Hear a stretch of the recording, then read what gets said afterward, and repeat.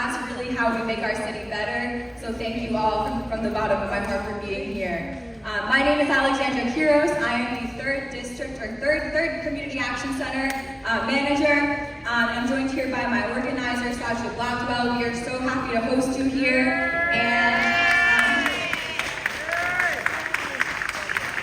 if you take a look at the papers that are on your seat, you'll see that you have a flyer with our Action Center address on it. We are located at 6150 Cedar Ave, and we're here for you from Monday through Friday from 9 to 5. So stop in, and we're here to address any issues that you have, whether it's potholes, illegal dumping, anything that it is that you're dealing with as a city service. We're here to make sure that we are here to solve the issues that you have, bringing you a government that you can see, touch, and feel. No problem is too big or too small, even if you just want to stop in and say hi or you have a little quick question. That's what we're here for. You'll also see that there's a needs assessment on your seat as well. This is something that's really important in the work that we do. We want to hear from you and what your needs are on your block. So please take a moment throughout the night to fill out that needs assessment. We're going to collect that back from you at the end. You can leave it at the table where you checked in at. And that just helps us better serve you and your needs for your block. Finally, we're here this evening and we're here to talk about the One Philly Budget 2.0. This would not be possible without our gracious host from West Philly High. So I would like to welcome up Principal Marla Travis and Assistant Principal Ruben Mills. Thank you so much for coming and say hello to everybody. Principal is a little flower crazy, so we got you some flowers. Yes, of course.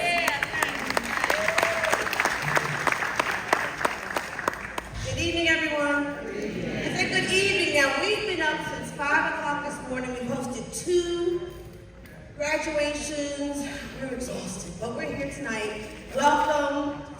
West Philadelphia High School. Our motto is where every student thrives. This is Dr. Ruben Mills. And absolutely. We are the fastest growing high school in Philadelphia. You should know we have 2 programs that are known nationwide. A mortuary science program and a real estate program, the only 2 of its kind in the state and in the country. And we have an award-winning Lindback Star here led by our Lindback principal. So welcome to our home, and we have a small token, a swag bag for our mayor.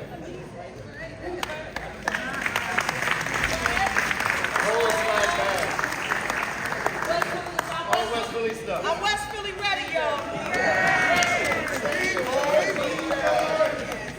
And everyone from the West Philadelphia High School community, even if you're not from the community, please come by, visit. We love visitors. We'll take you on a tour. You'll love our children and you'll love our staff. You'll just come and want to stay. But thank you very much and welcome. Thank you.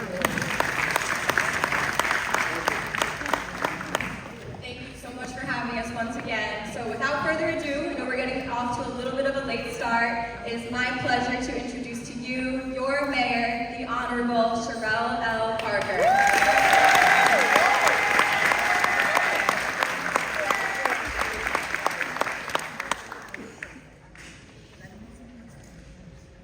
So West Philly, I know y'all show off, but Alexandra, the leader here, Saj, our key ground organizer, they are doing an amazing job.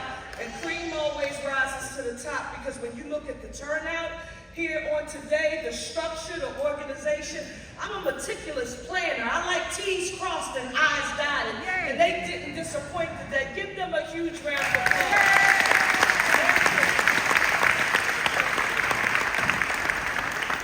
Before we get started, I got excited when I came in for a number of reasons.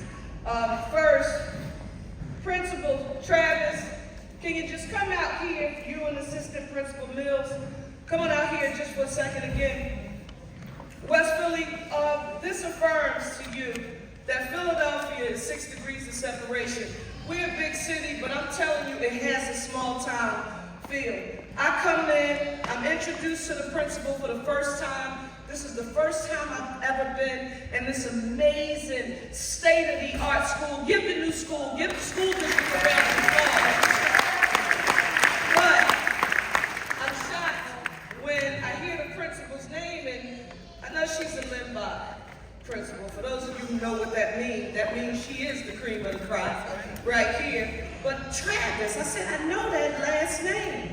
Her mother was a distinct educator. I'm talking about during the era of the late, great Dr. Constance E. Clayton. Her mother was the vice principal of my middle school. And guess what? I did not mess with Ella Travis. You hear me? Give Miss Travis a huge round of applause. And thank you for your legacy and staying in public education.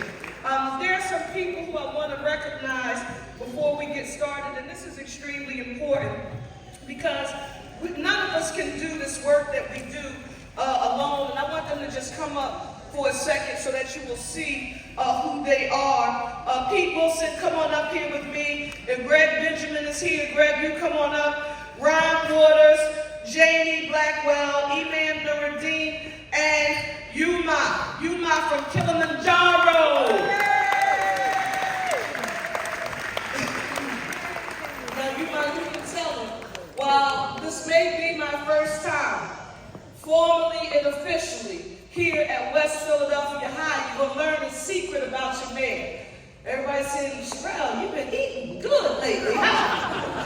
I'm working on it, y'all, but I could be doing better if I could stay out of Kilimanjaro because I love West African food, and my favorite dish is called poulet yassa, or fish yassa. Because it reminds me, my grandmother was from the South, so they call us Geechee. I love rice and onions on everything. I can eat rice and onions every day, and they have the best. Thank you all so very much for your leadership. I want you to know, one, West Philly, and I mean this with every fiber of my being, I wouldn't be here today without the belief of people when the odds were against me, who said, we believe in the values that you are promoting and what you could bring to the city of Philadelphia. And that goes for all of the people who are present here on the day. We count on you for the work you do on the ground, advocating for the very people who are present, and your partnership is essential to the success of the city. So give our local leadership a huge round of applause.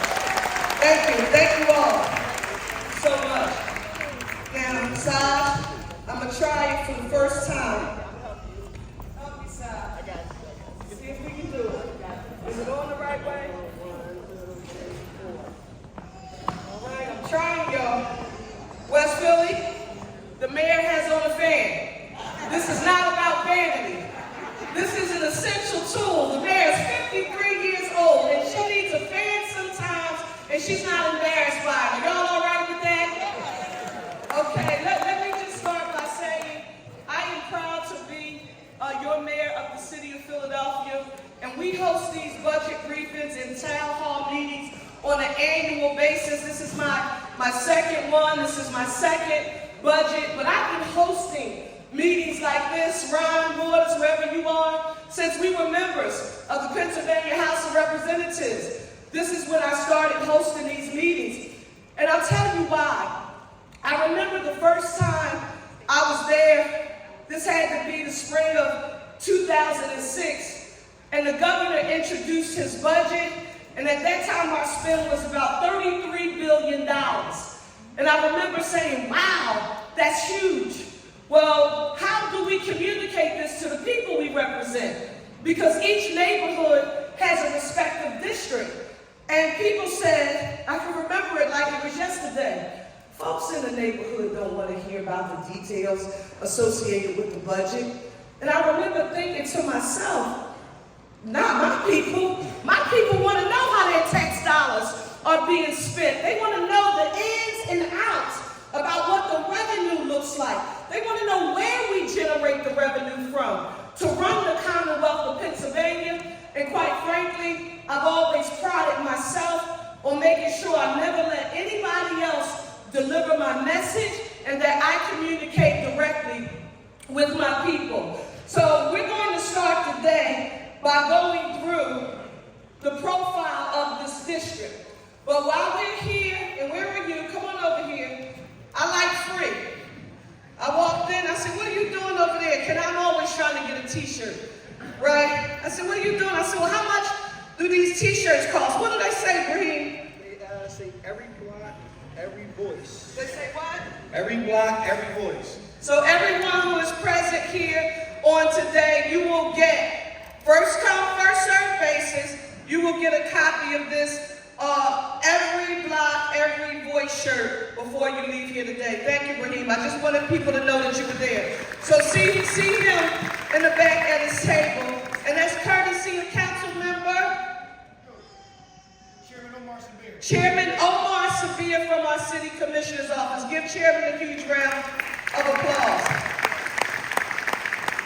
All of the vendors who are present here, who are here to provide information, government, nonprofit agencies, we want to thank each and every one of you for your participation, because when we're walking through the budget that we're going to go through here on tonight, many of the people who work for the agencies who are here, these are the folks who provide the services. So I want you, and you all have been with me, tried and true, give all of our agencies a round of applause. Finally, before we hit the numbers, I need to say this. I pride myself on being someone who's on the ground. And when I say on the ground, I've never been a person who has thought it was appropriate for an elected or any department, for that matter, to simply be stationed in their office and never connecting with the people of the city. There's a certain power of information and understanding that you get when you go directly to the people and you listen to them. And you shouldn't always have to come downtown to City Hall or one of our local municipal office buildings to see the people who lead the departments and run in the city. Because I, as mayor, quite frankly, cannot do any of it alone. I think we have one of the best staffs in the world. You're going to meet all of them who are present as a part of this presentation, albeit very briefly, but I want you to give them a huge round of applause. These are the people who make it happen on a daily basis. Let me start by talking about the 3rd Council District, where we are, that was formerly represented by Councilwoman Jamie Blackwell and is now represented by Councilmember Jamie Gaultier. Give her a round of applause, please. She worked very hard to represent this constituency. 156,000 people in the council district that you live in. 30 is the median age of the people who live here. The median income here, $39,000, and 2 people to a household. The demographics here, very interesting. I want you to listen. This district is 21% white, 59% black, 10% Asian, 2% other race, almost 6% 2 or more races, and then almost 6% of Hispanic origin. What does that say about this district? It is one of the most diverse districts in the city of Philadelphia in every way imaginable, and I'm a firm believer that diversity is Philadelphia's greatest strength. So you should be proud of the diversity that exists in this community. Who's the largest constituency out of that group? This should tell you something about your community as well. It's women, ages 20 to 24. So what does that tell us? A lot of families are growing. There's great potential in the communities in which you all live in, and we want to make sure that we can keep that going. That's why quality amenities like public education in this school building are essential. In addition to that, I'm going to get to be one of the most important parts in a second, but I want to start with education. 37% of the people who live in this 3rd district, they have a bachelor's or a graduate or some kind of postgraduate degree. 30% of the people, that's a super duper big deal, okay, for any district. 25% have some college. 30% have at least a high school diploma, and only 9% do not have a high school diploma. So that tells you, you also are diverse in a wide range of educational opportunity that has been available to the people who live in this district. Finally, this part is extremely important to me, and I'm going to share with you why. In this district, 34%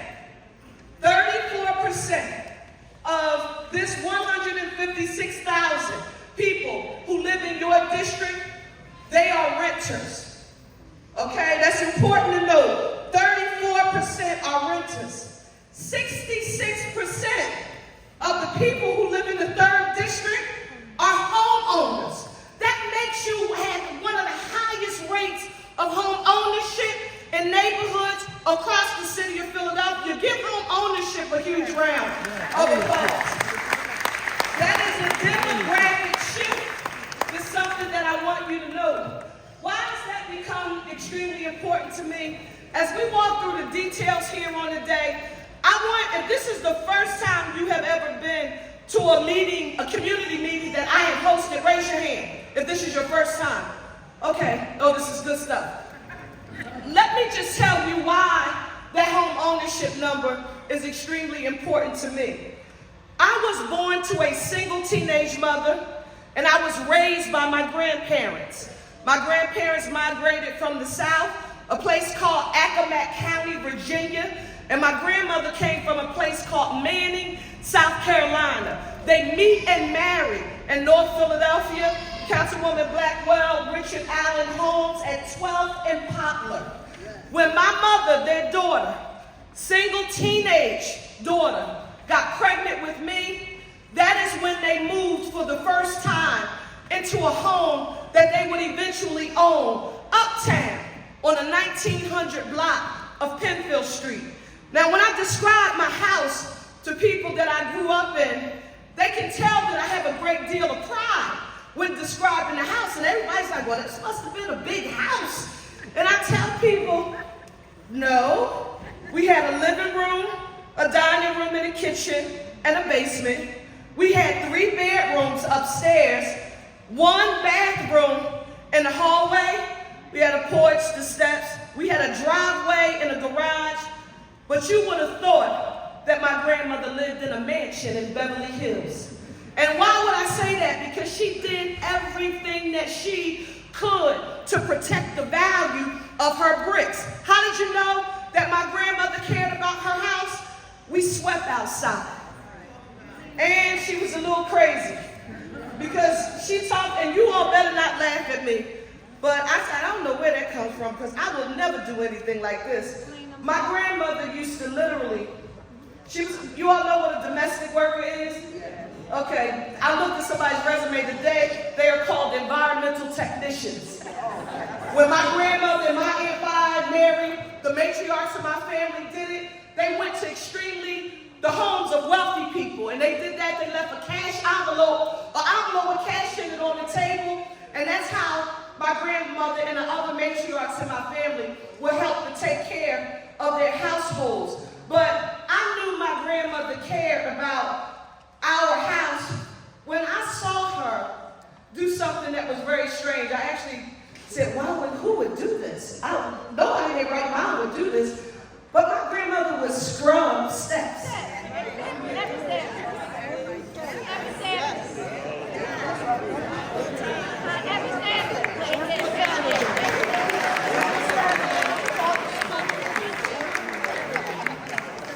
They tried to gang up on me, Pete, just now. All right, so it was new to me. And scrubbing marble steps was not something but that was where she came from. If you came to visit us in the summertime, and I would never want to be home in the summertime because she didn't allow you to turn on that air, and you had to ask to turn on the air. When you came in the living room to sit there, I wanted to sit on the edge because the plastic on the furniture would stick to your legs. Why is it important to me that I share with you that my grandmother, who was a domestic worker, my grandfather, who was a Navy veteran, and when she took care of me, I want you to imagine a woman, and my grandmother was born in 1928, Daddy was born in 1979, I'm born in 1972, so my grandparents were real grandparents' age. But she ended up, I lost my mom when I was 11, eventually I lost my grandmother when I was 16, but when you hear me talk about mommy and daddy, I'm referring to my grandmother and my grandfather because they did the best they could with what they had to make sure that I couldn't use anything that I experienced in life as an excuse about why I couldn't succeed. And I mentioned that to you also, my humble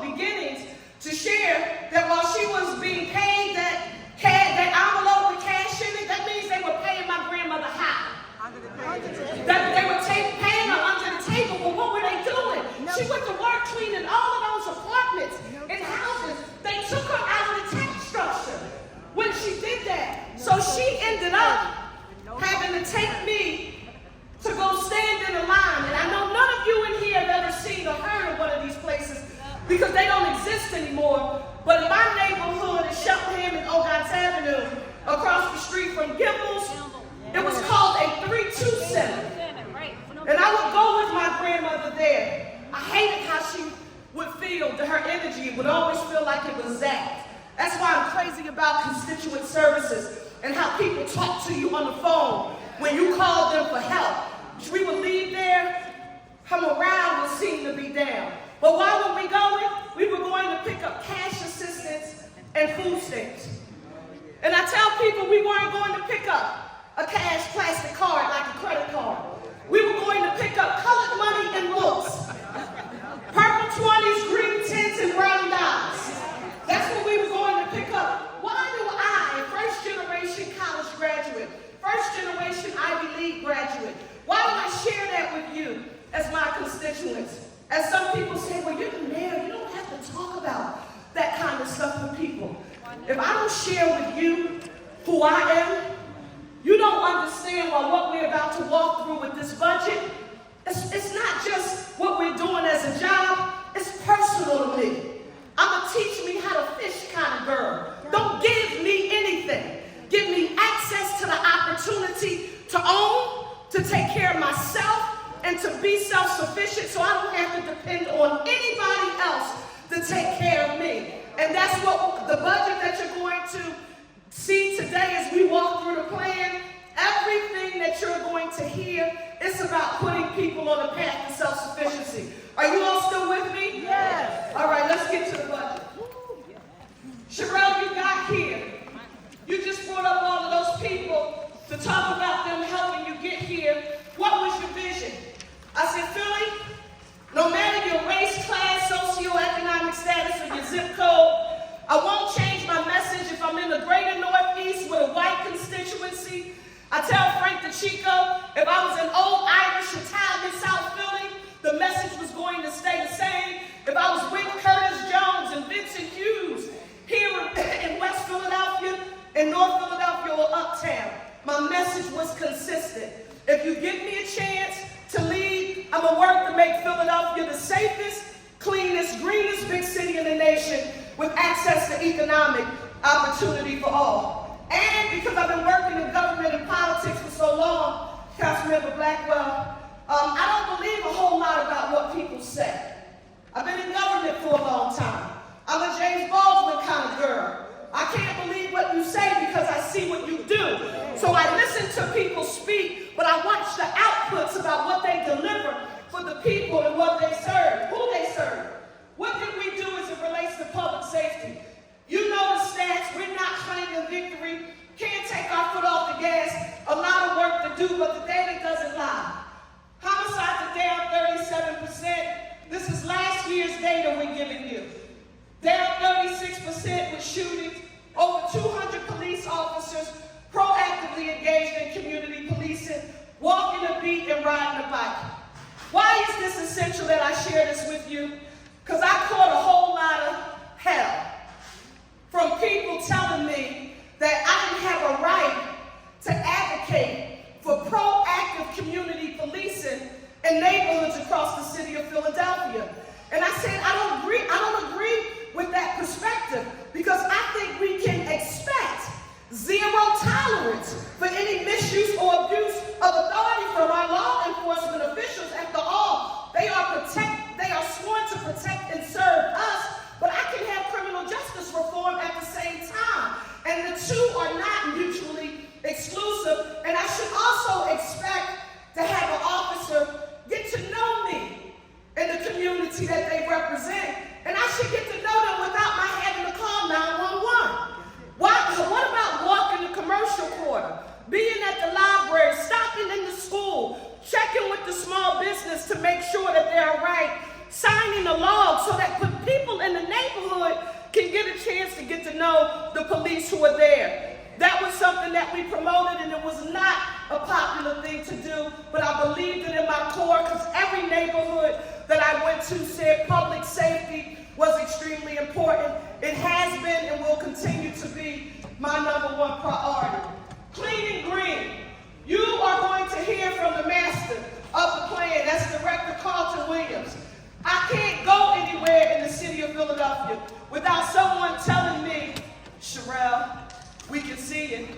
No, it's not perfect, but we can tell that you're trying. You've only been here a year, a little over a year, but we can see it. How many people here have actually seen somebody on a business corridor with a uniform sweeping or blowing trash, or actually on your block doing the cleanup? If you've seen that happen, raise your hand. Give him a round of applause. That's that team. Crystal, over 67,000 city streets, and they have updated stats. These are numbers that we used when we were ending last year. Total of over 11,617 cars, abandoned vehicles rather, and cleaned 17,319 lots. The reason why you have this information in front of you, if I may, ma'am, for a second, the reason why I'm giving for those of you who have this, because nothing's more frustrating than reading an article in a newspaper or a post on social media or listening to someone talk on the radio about the city of Philadelphia's budget, and they talking real loud, but they all wrong. You on today, you have access to the facts. These numbers come from our city of Philadelphia. I want you to have these handy. For those of you who may not have a copy of this, we have a QR code for you. Now this is for the folks who use all of the smart devices that you can actually scan and you can get an electronic copy of this. But I want you to have it for the facts. Economic opportunity for all. Street corridor cleaning program. Where'd the idea come from? In City Hall, Councilwoman Blackwell. 5th floor, I'm in Tasco's old office. How many of you in here have ever seen the clothespin? You know what the clothespin is? Raise your hand if you know what the clothespin is. I could see that from my office. If you know the clothespin, there are 2 vendors who have been out in front of the clothespin. I went to Parkway at 11th and Market. They were there when I was in high school in the 1980s. I literally saw a man, I don't know, hot dog, pretzel, whatever it was he bought. He bought it as he's walking across the street. If you know the street is large, he drops trash because he eats the pretzel, the hot dog, and he drops it on the ground. But something happens. There's somebody walking behind him. He has on a hat, uniform, real clean cut, tag on his uniform so you know who he is. He has the, what do you call those things? The pickers, the grabbers, and he has the trash can. And so when a man finishes, he drops it, he's walking, he just takes it and puts it in the trash. A light bulb went off in my head. I said, hold it. Center City and downtown is not more cleaner than neighborhoods across the city because people don't drop trash there. They're cleaner than other neighborhoods because they've been smart enough in Center City to make it somebody's job to pick up the trash that you see down there. And I say that that's good enough for Center City. It's good enough for every neighborhood in the city of Philadelphia. And we're going to find a way to make that happen. So I had the audacity to think that I was going to demonstrate proof of concept in the 9th district that I represented. We created a program called Philadelphia Taking Care of Business, where we hired people in the neighborhood, paid them $15 an hour, gave them training skills, but they were cleaning in the community in which they lived in. Imagine that, connecting people who needed jobs immediately with no barriers to entry, especially people who were re-entering our community. It worked. When I was in city council, and this was long before I became mayor, we introduced a $10 million transfer ordinance to make this program citywide, and it is doing amazing work. When I see the PHL-TCB workers now, they tell me people beat the horn when they're walking by and they see them cleaning. Business owners offer them food and water because people welcome the work that they do, because when they see them cleaning, it gives people a sense of pride and dignity. And there's nothing more powerful than giving someone access to the opportunity to earn their keep and to see a clean environment. So I'm proud of that program. Finally, there's education.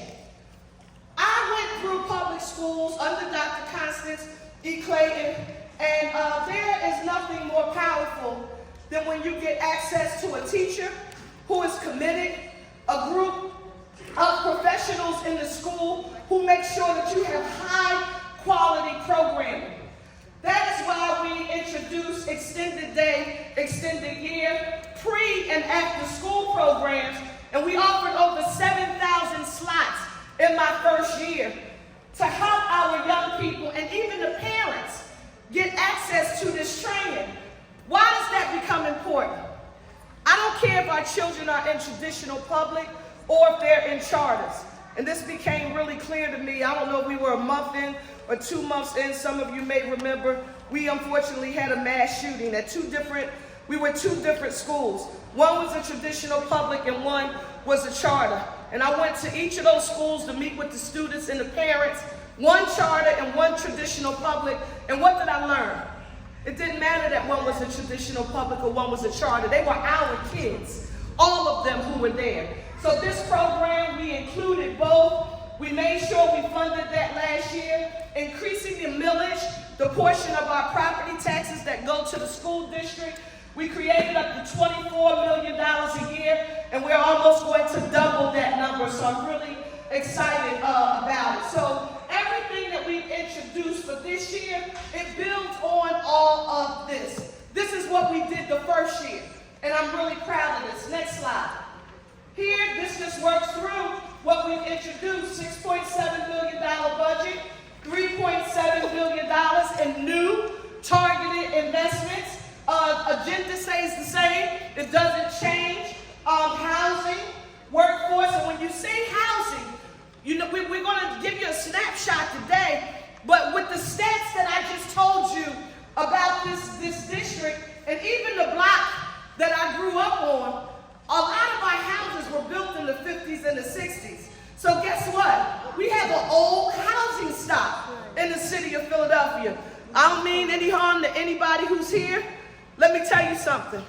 I'll take that old good brick and stone any day over some of the newer stuff that we see now, although it's necessary and it's important. But what does our old housing stock need? Does it need to be demolished and rebuilt?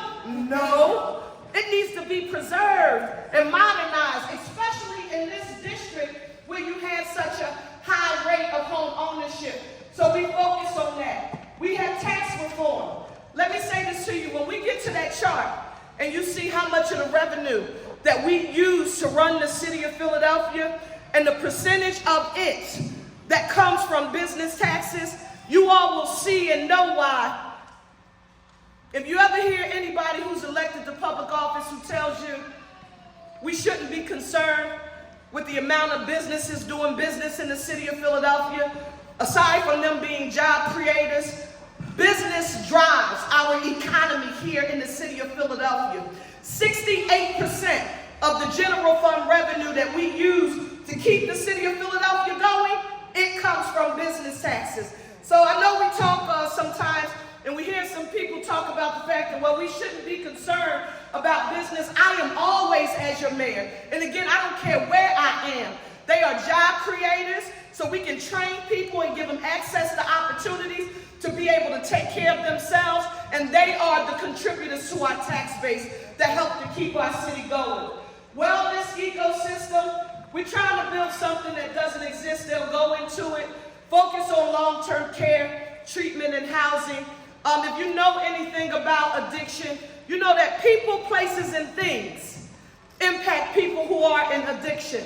And what we notice is that people, they needed a place to live even after they had access to recovery.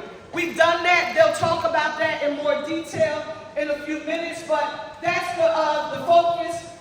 We talk about the $1.47 billion in capital investments over 6 years.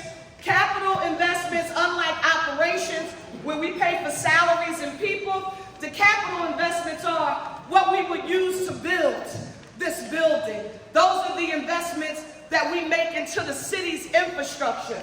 And I'm really proud of that. Next slide. Here, you'll be able to look at these charts. This just shows you so you can get a visual of all of those investments in operating and capital that you heard me mention. And you can go over those in your day. Next slide. extremely important to me. Look at this if you have your sheet, because this is when I would get frustrated.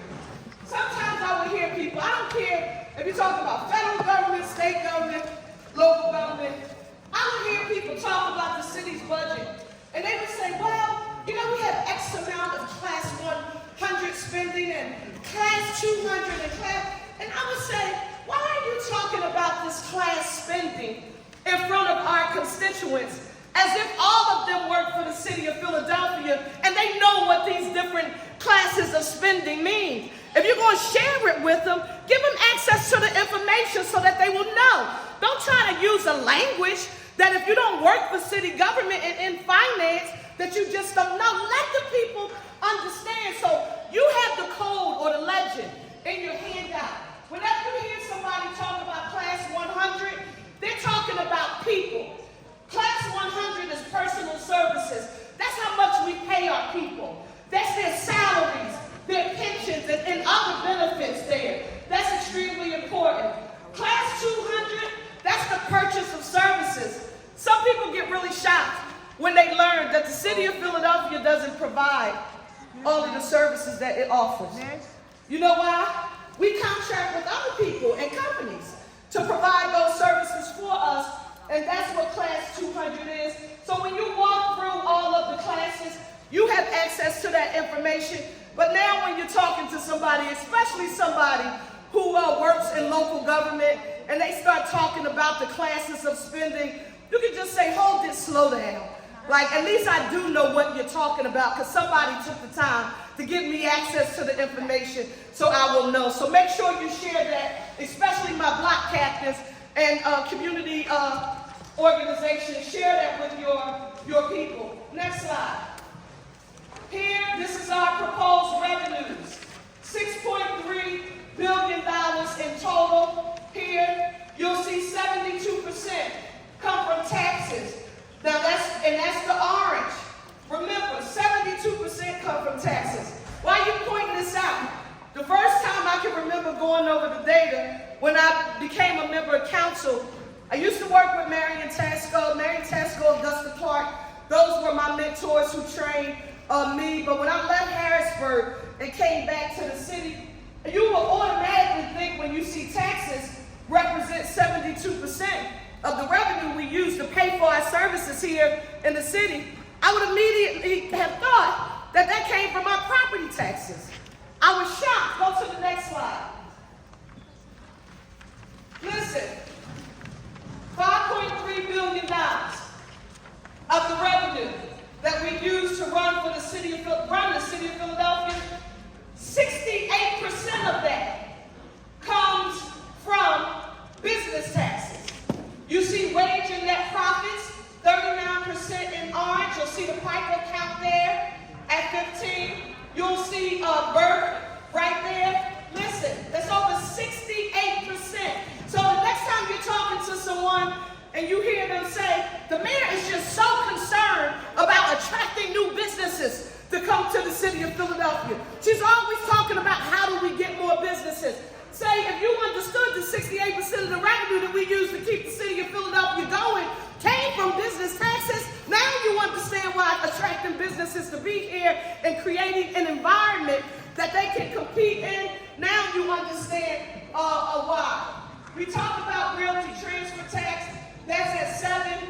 Our real estate taxes, and this is important to note, business taxes make up 68% of the revenue. Our real estate taxes comprise about 17%. And that is not all of just residential.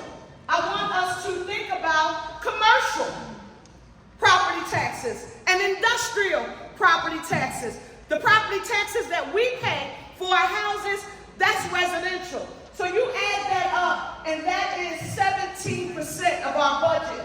Essential, important, and necessary, but it's important for us to be able to know the facts. You see sales there, but this little black slither here up top, that's called beverage tax, that's 1%.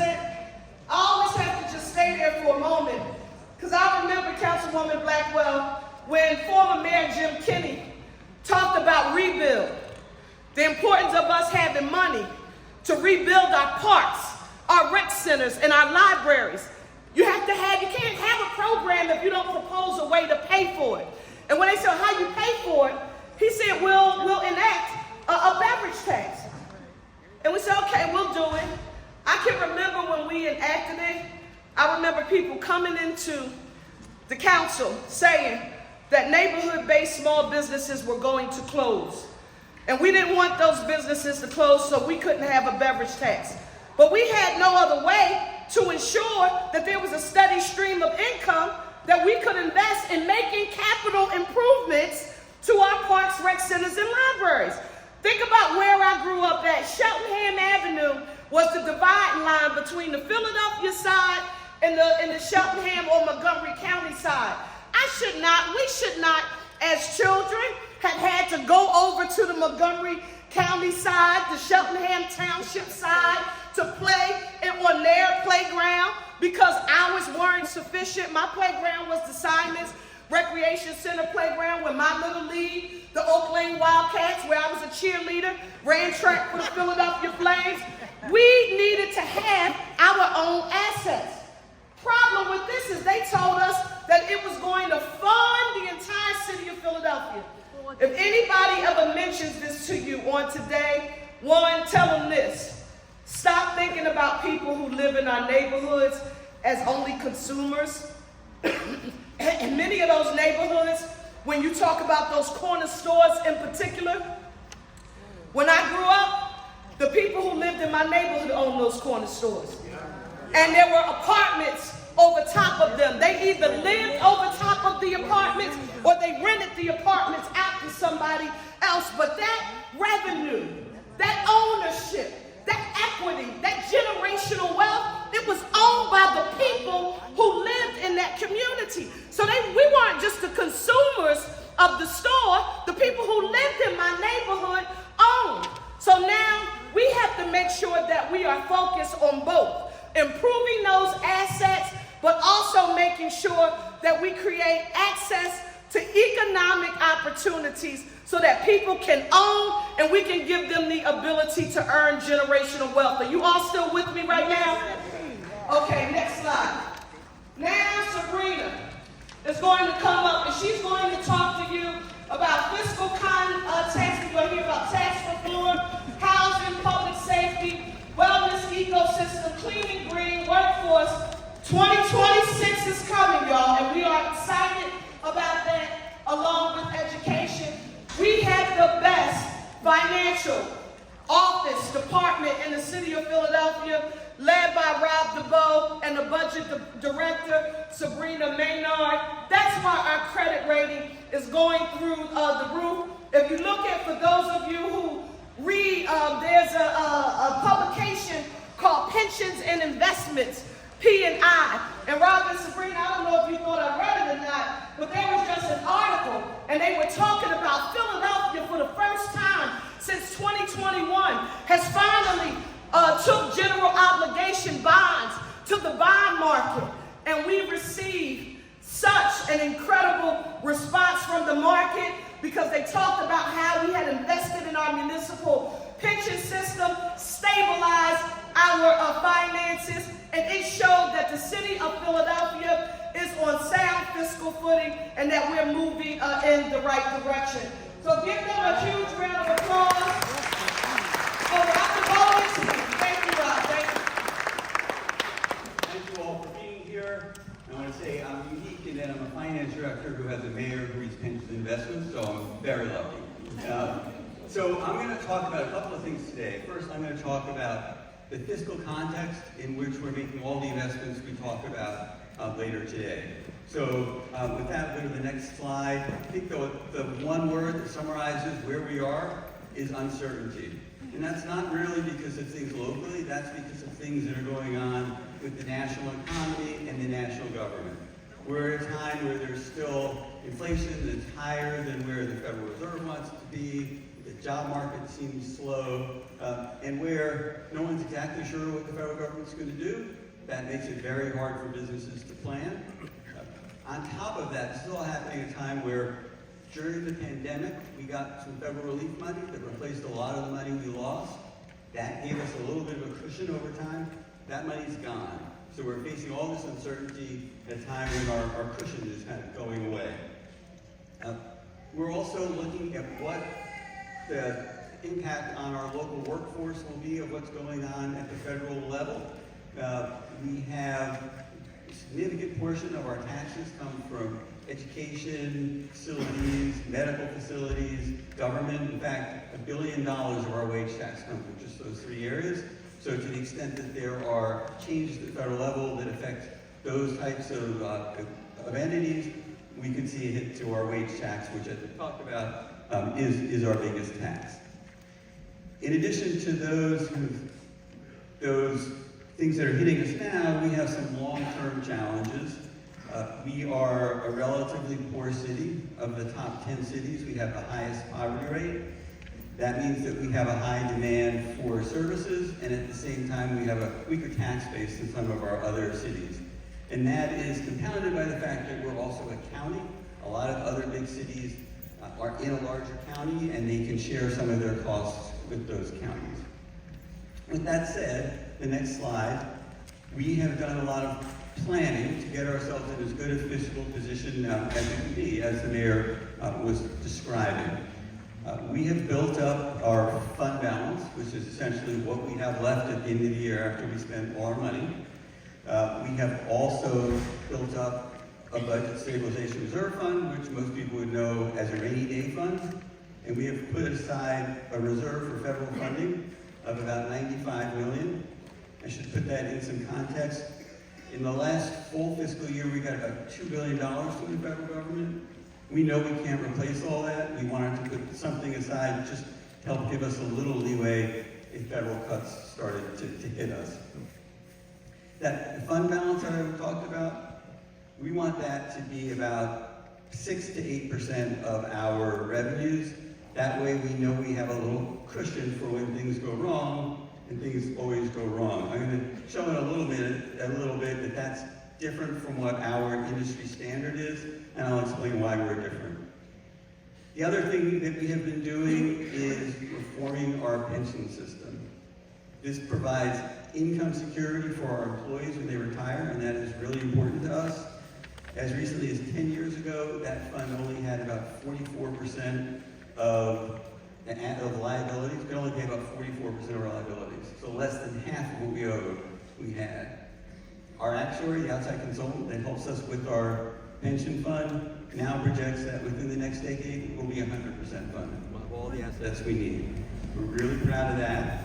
It also means that we can stop putting less money into the pension fund once it's fully funded. We won't be paying off that unfunded portion. That means we can dedicate money to other things, which we'll also talk about.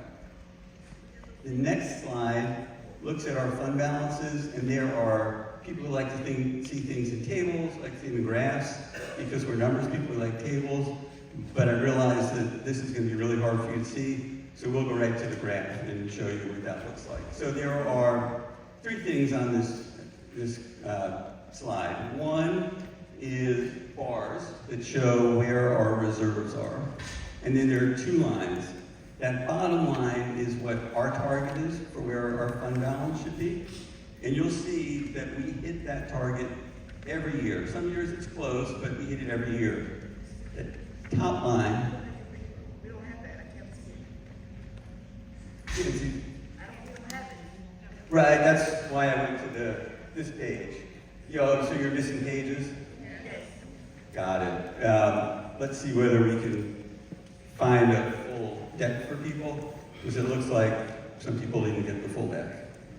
So we will work on that. No, work on that. I think that's a page that everyone should have had. That's one of the most important things. When you're talking about a number, and you're saying people need to know the specifics. So whoever made that mistake. Let me walk right over to show you Whoever made these that numbers. mistake. Okay, that was on purpose. So this bar, the bar is where our fund balance plus all our reserves are. This line is where the government finances or says we should be. This is our inner target, internal target. You can see if you add them together for the budget that we're going into, they're at about $800 million. That's above the 6 to 8%, but well below what the GFOA says we should be. By the end of our plan, we're at about $500 million. That's a little bit ahead of where we are in 29, the second to last year of our plan. So you can see we're going to start to build our reserves back up at the end. I'm now going to move over to start talking about some of our investments. And the first investment I'm going to talk about is tax investments. And when I talk about tax investments, I'm really talking about things we're going to do to try to create jobs, to invest in education, and to help with our housing plan. So let me explain why I'm saying that. So we have a tax that's called the Business Income and Receipts Tax. It is a tax that has two parts. One part is based on sales. So whether you have income or not, you have to pay that tax. If you have income, then you pay more. So what that means is it's complicated to do business here because of the tax, and it's expensive. So we want to attack both sides of this tax. So for the first time in about 15 years, we're proposing to reduce both sides. And we'll start that in the fiscal year that's coming up. And then I talked before about how we'll reach 100% funded. Once we do that, and we can put less money into our pension fund, we'll put more money into tax reform, and we will then eliminate that gross receipts portion and cut the net income side in half. That will mean doing business here will be cheaper and less complicated for businesses, and will mean that they have more money that they can put into creating jobs. And that's why we want to make this change. We want more jobs in Philadelphia. There's another tax called the wage tax. That tax is also been shown by various studies to get in the way of creating jobs. So we are proposing to reduce that again too. So that combination of reducing our business tax and making it simpler, reducing our wage tax, will help create jobs. We're also looking at a couple of things that should help on the education side. Mayor talked about how we moved some of our real estate tax from the city side to the school district side to get the district about $24 million a year. We're proposing to move another $12 million over to the district at the end of our plan.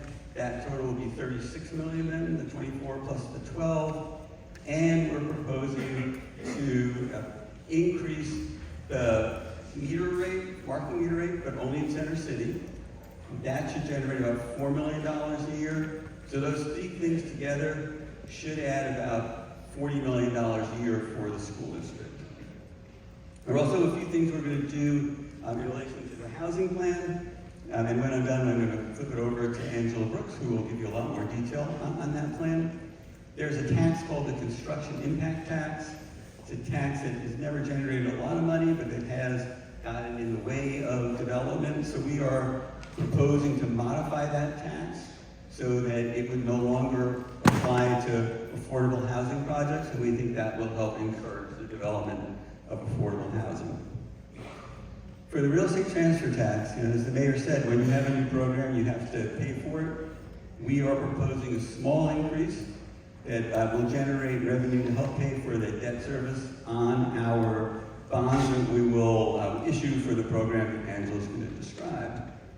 Go to the next slide. We're also proposing a small increase in our document reporting fee, with all that money going to initiatives to help combat Tangle Title. Tangle Title gets in the way of everything from relief programs to passing on houses from generation to generation. So we are making a concerted effort to combat that. Next slide shows what will happen to the rates for the business tax. You'll see, as talked about, that for the gross receipts tax, that tax will completely go away. The net income side will be cut in half. We also will put all of those changes in legislation so that businesses can have predictability and know that those cuts are coming. On the next slide, about something that we're really not that happy about, but that we're trying to make the best of. So on the business tax, there's an exemption for the first 100,000 of receipts. We really like that from a policy perspective. It makes things easier for small businesses. Unfortunately, it has been challenged in court, and the risk that would threaten hundreds of millions of dollars in taxes was too high for us to keep the exemption. So we are proposing to eliminate it, but we also know that that will create hardship for a lot of small businesses. So we're proposing to do two things. One is to set up a grant program to help small businesses, and the other is to give them technical advice on how to file if they have not done that in a while. And we're putting a total of $38.5 million into those programs. With that, I am going to turn this over to Angela to talk about our housing plan.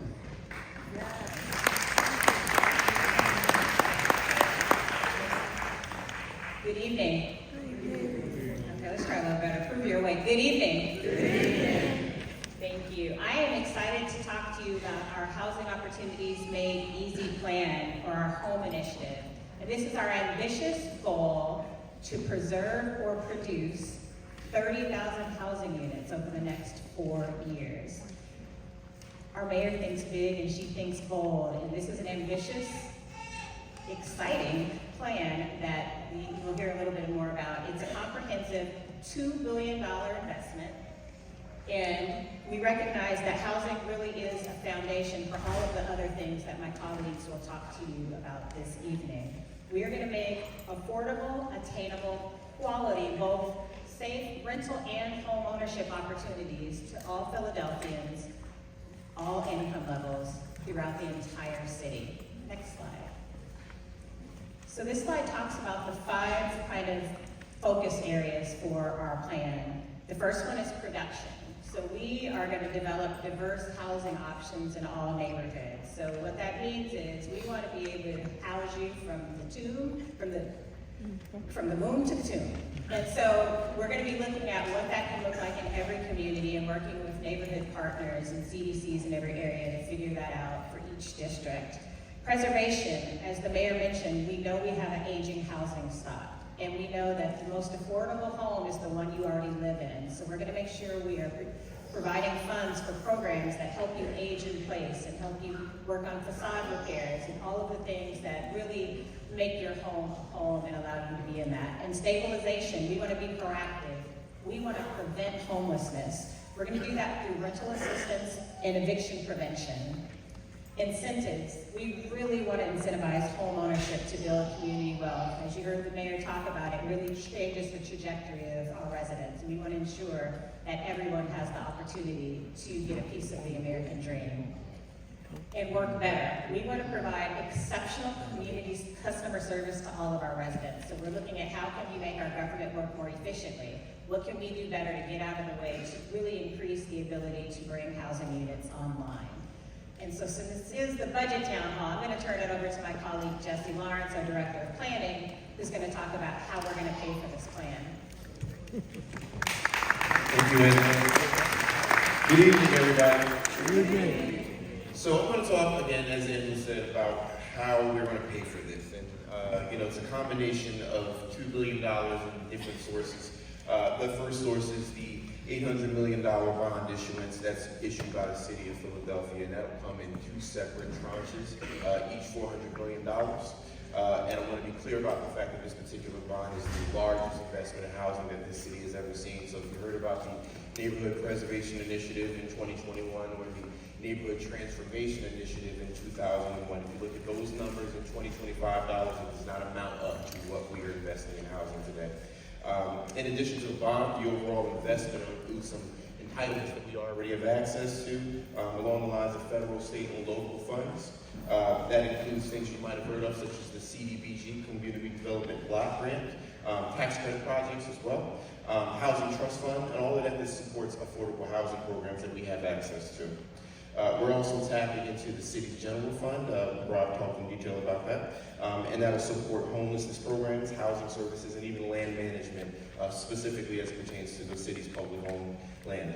Land management is important, obviously, because we're, as you can see here, we're leveraging $1 billion in value when it comes to city-owned land. And that's going to add to the ability to produce on what is the public sector's land.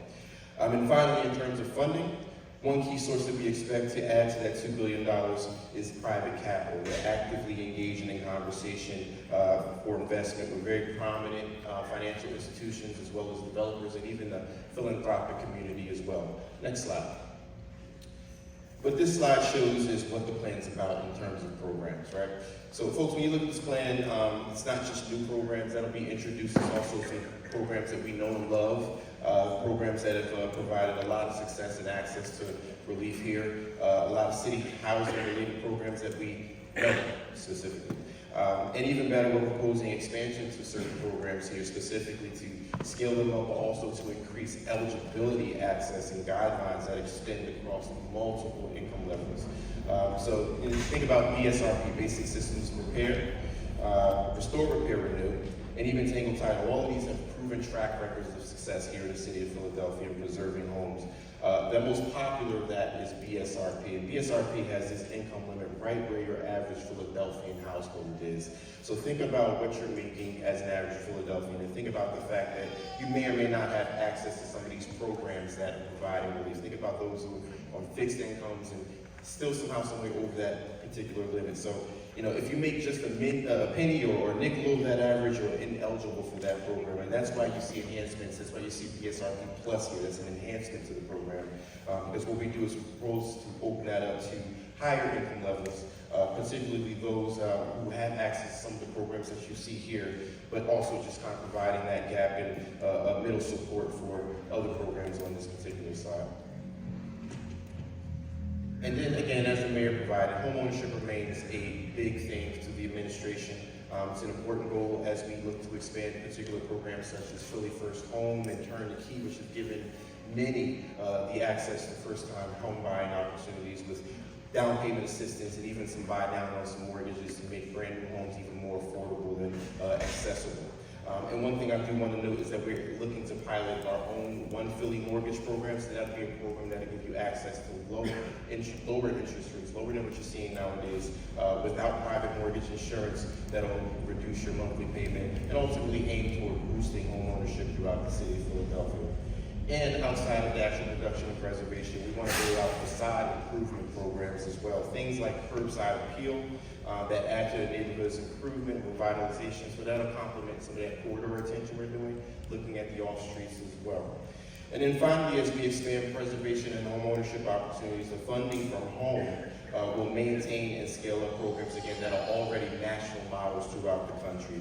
Examples of those programs include eviction diversion, things that support renters that get back on their feet through some tenant-based rental assistance, things that help very low-income renters who might not otherwise be able to choose between rent and medicine, things like shallow rent to help you make those decisions, and again, eviction diversion to prevent homelessness.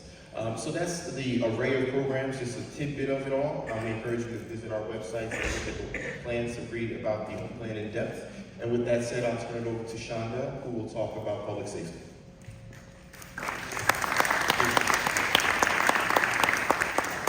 Good evening, everybody. So we're going to talk about something that's real near and dear to my heart, public safety. And I use an analogy that the mayor uses, pie. You get prevention, intervention, and enforcement. So public safety, we deal with prevention and intervention. A few of the programs, that I'm sure many of you know is our GVI program, Group Violence Intervention Program, or our CCIP program, which is our Federal Messenger program, where we have people who are indigenous to the neighborhood working within those neighborhoods to deal with a variety of issues. But some of the things in public safety might not be something you would think about, like lighting. Lighting, for instance, the mayor took on a task for converting all street lamps into LED. LED are brighter. University of Penn, did a study, love studies, saying that crime is reduced by 20% Let me say it again, crime is reduced by 20% within neighborhoods that have LED lighting, as well as gun crime as well. So when looking at public safety and looking at how we spend our money, you have to look at our 5-year plan. So our 5-year plan includes, and I'm going to say the figures slowly so you can hear me and understand where we're coming from. $746 million in operating funding, and the recommended capital program includes $289 million in capital investments for public safety, building on investments for the first year. So we're talking about $25 million in FY26 to anti-violence grants. Now these are grants for what I call mom and pop shops, for individuals who are in the community, who are doing the work, where the city has found a way not only to support them, but help them be sustainable as well. One of the things I'm definitely going to point out is 18 million of those dollars are going into this district right here for organizations that are servicing this district.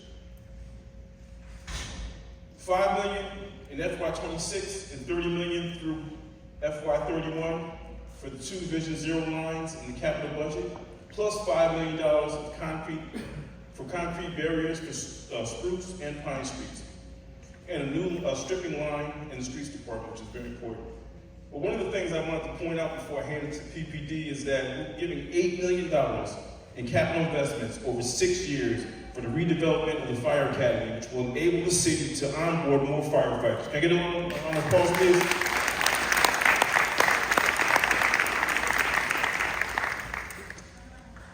PPD. Good evening, everybody. My name is Mike Cram. I'm the Deputy Commissioner of Patrol Operations. So basically, I run all your patrol districts, all 20 throughout the city. So we have a lot of good things going on. The biggest one is modernization. As you're going to see up there, coming soon, about a mile away, is going to be our first modern forensics laboratory.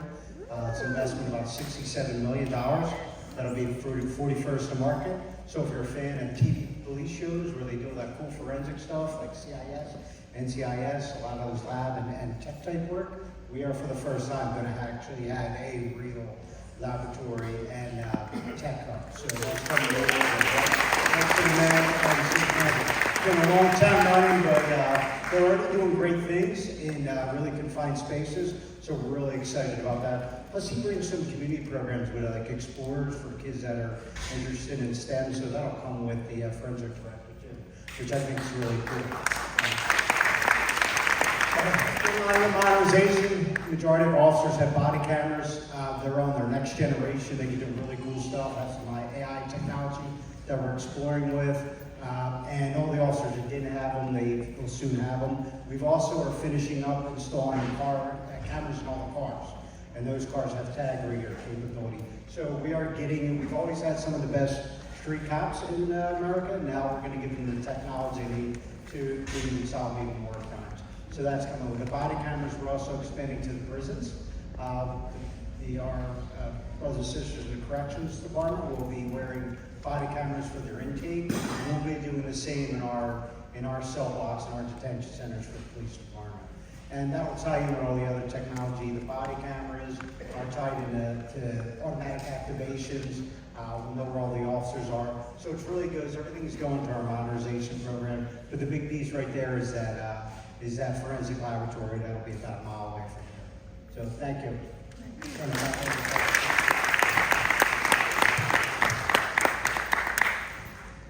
So connecting public safety to the wellness ecosystem. The city has invested $2.8 million in FY26 to the pilot program in the Kensington Wellness Support Center, expansion to B in Lehigh, and also $2.7 million in FY26 to a pilot expansion in Wellness Court. Going to be 5 days a week now. Giving $1 million a year to the Defender Association to support Wellness Court as well. Thank you. Managing Director. Good evening, I'm Adam Teal, the Managing Director for the City of Philadelphia. Our office either directly manages, supports, or enables departments, agencies, and offices all across city government. We do a lot of different things for a lot of people. As you all know, our city, like every city that I'm aware of, and many rural areas, small towns, villages, everything in between, is dealing with, and has been dealing with for a long time, the overlapping challenges of substance use and homelessness, and lack of access to economic opportunity, housing, and all the other things that you've seen our mayor here investing in for our city. Dealing with and addressing that challenge of behavioral health, clinical health, substance use is something that we've had a lot of people working on for a long time, all around the city. These are challenges that do not just affect the neighborhoods that you hear. We have people who are dying every day and every night from substance use disorder. We have people who are on the streets in every neighborhood of the city who are struggling to get the right care and treatment that they need to move on to productive lives and to help our neighborhoods, our communities, our residents, businesses, and visitors enjoy the quality of life that we all want for everywhere in our city. Like I said, we've been saving lives. We've had people all over the city who've been administering naloxone or Narcan to people who've experienced overdoses, doing all kinds of outreach and treatment. And the reality is, and has been, that if you know somebody or somebody's interested in coming in now to get treatment for substance use disorder, we have a bed somewhere in our wellness ecosystem, whether that's from a private provider or not-for-profit, a city contractor, we have a bed. Yet what we saw was that those beds, the treatment, the recovery, the housing, the jobs, it wasn't all connected. A lot of people doing a lot of great things. Well, our mayor, at the beginning of her administration, asked us to do the impossible. She asked us to immediately to treat this challenge that's faced by cities all around the world, to treat it like the humanitarian crisis that it is. So we got together and we worked all across city government with a lot of different partners, and we attacked this problem head on. And very quickly, we added beds at every point in our ecosystem, and in particular, we added recovery beds, the beds that are needed the most for those people who are coming out of treatment and need to move on those next steps of their recovery journey. So now I'm going to ask Deputy Managing Director Crystal Yates-Gale to talk about the specifics of the work that we've done and the work that we continue to do with the support from our City Council and all of these other providers. Crystal. Hi, everybody. West Philadelphia girl here, right?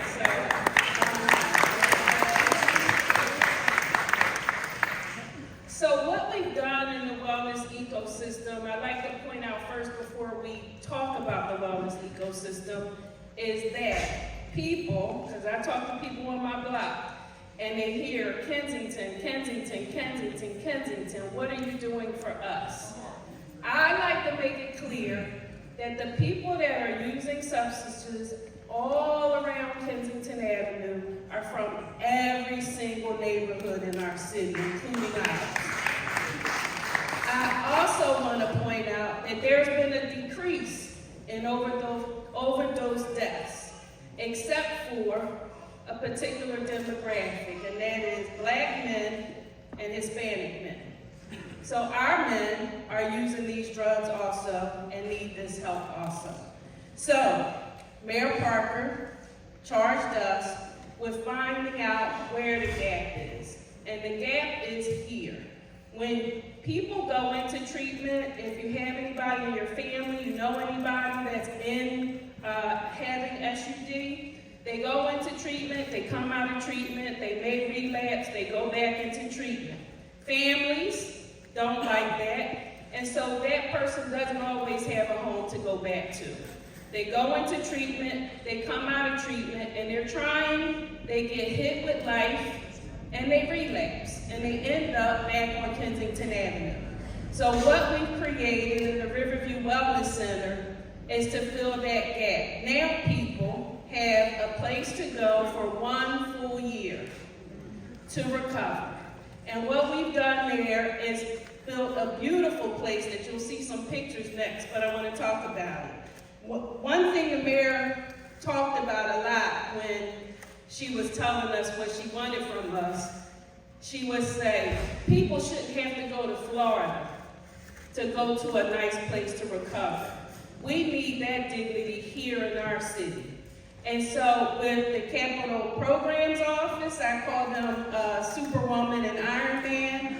With our Department of Behavioral Health and Intellectual Disabilities, the whole HHS cluster, DPP, OIT, everybody had to meet every single day for a few weeks to get this done. And we did it. We created a beautiful place where people can go for a year. We added 66% of capacity to our recovery system.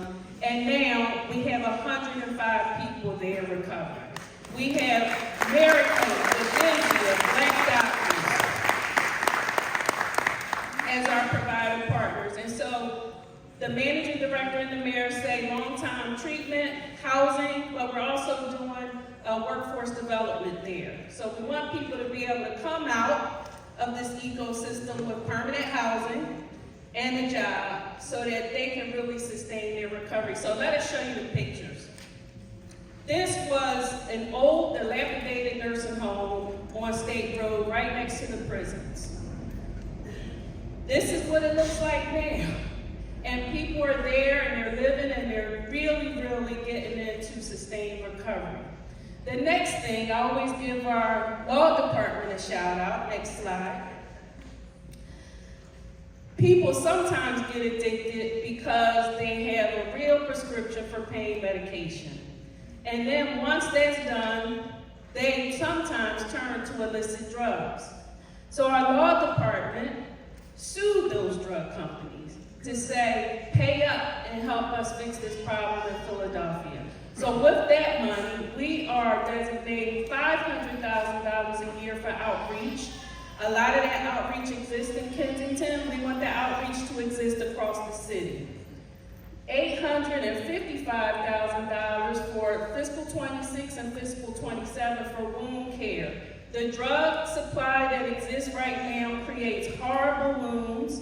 People are getting amputations, which makes care for them worse. So we're taking the wound care to them so that that doesn't happen. And then $4.3 million a year. Sometimes people have to learn the hard way and they end up in the prison system.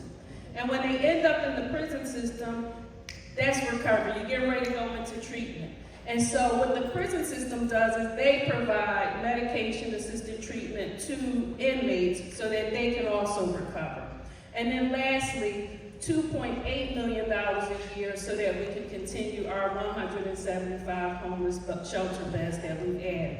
Next, you're going to hear from the wonderful Carlton Williams about that cleaning and greening that we're doing around the city.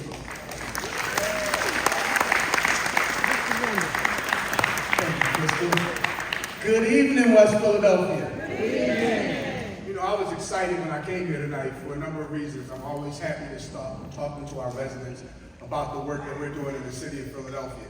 When I came in, I was talking to my good friend Bridget Crowell, who we've known each other for years. And we worked, and she's still here. We worked together on several initiatives, and last year we helped her out cleaning out illegal dumping in her driveway a couple of years ago, and it's been maintained ever since. And she's saying we're doing a great job. And then I was politely interrupted by one of our block captains who came up to me and said, "Director, thank you for the new big bellies that you put in Winfield. We see that happening." And then I happened to walk over, and then I saw my good friend Pam Andrews right here, who called me this week, who said, "I got the TCB grant. We're expanding up and down West Philadelphia. We're now up to 52 TCB programs around the city of Philadelphia." I tell you all this because this was the vision of our mayor, Sherelle L. Parker, when she wanted to say, see, touch, and feel for a safer, cleaner, greener Philadelphia. Her investment started right here during the budget process. She started it when she first took office in her first 100 days, when she wanted to create a proactive, intergovernmental, responsive government that residents can see, touch, and feel. Many of the departments that you see right here today are a part of the vision of Mayor Parker's One Philly United City citywide cleanup that is taking place right now. Last year, we cleaned up over 67,000 blocks throughout the city of Philadelphia. Not only did we clean up 67,000 blocks, we removed over 11,000 abandoned autos. We cleaned over 6,000 areas that was filled with graffiti. We also addressed nuisance properties. All of these things were a collective investment by Mayor Parker and her team and her vision for the city of Philadelphia. And why are we here today? Because these aren't one-offs. Many people say that we come through the neighborhood, we only clean them once, you never see anyone again. Well, the programs that I just mentioned to you are permanent programs in our city's infrastructure and our city's budget. So the One Philly United City citywide cleanup is happening right now in West Philadelphia today. We're out here in the neighborhood. We're going to be out here all week, and we're going to continue to go around the city again. We do it twice a year. The District Residential Cleaning Program. Not only do all 12 and 13 agencies go around and clean every neighborhood, fix potholes, install lights proactively, we are now having a district residential team, just like Center City District said earlier. We now have each council district has a district residential cleaning team. And what does that mean? We schedule cleanups every day throughout the district, in every part of the neighborhood. We take complaints so we can give a rapid, proactive response to address the issues of illegal dumping, of litter and trash, so we can get rid of the name Philadelphia once and for all. We are here and we're very committed to make sure that we carry out that vision not only this year, next year, but the years after. We're committed to doing that. So what does that mean? Also, it takes investment. It takes money. Our budget this year will also continue those programs and add new programs as well. The greening initiatives, we're clean and green. So we're going to be planting the mayor's goal of trying to hit 15,000 trees before the end of her first term. Throughout this administration, we can get it done. We're going to be greening vacant lots throughout the city of Philadelphia. Through next year, we have commercial corridors that need to be cleaned and greened. In fact, on Lancaster Avenue, we gave you an example of what other areas will be. We put in new planters up and down that small stretch, because when you do all of these things, that's all connected to businesses. You invite businesses to come in. You invite residents to live here in the city of Philadelphia.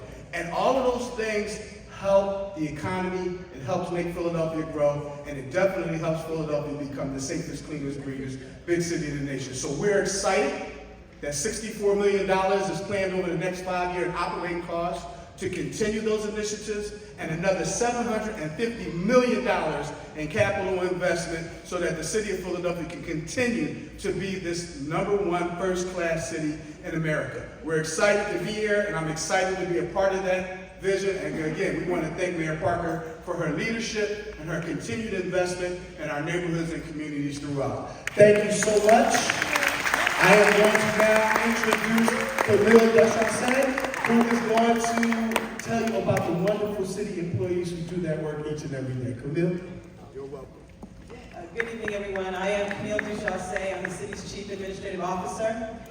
You've heard a lot today about our investments and initiatives on making this is the safest, cleanest, big city in the nation. Now you're going to hear a little bit about the access to economic opportunity for all.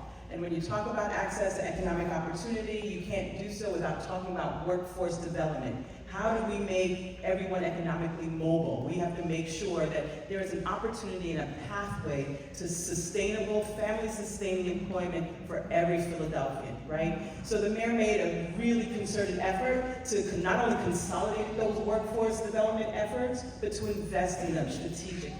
So let's talk first about our municipal employees. We made significant investments in our municipal employees. Every initiative that you've heard discussed today is based on having a workforce that is prepared, that is attainable, that is retained, right? Safer, cleaner, greener doesn't work without our workforce, without the men and women who comprise the city of Philadelphia.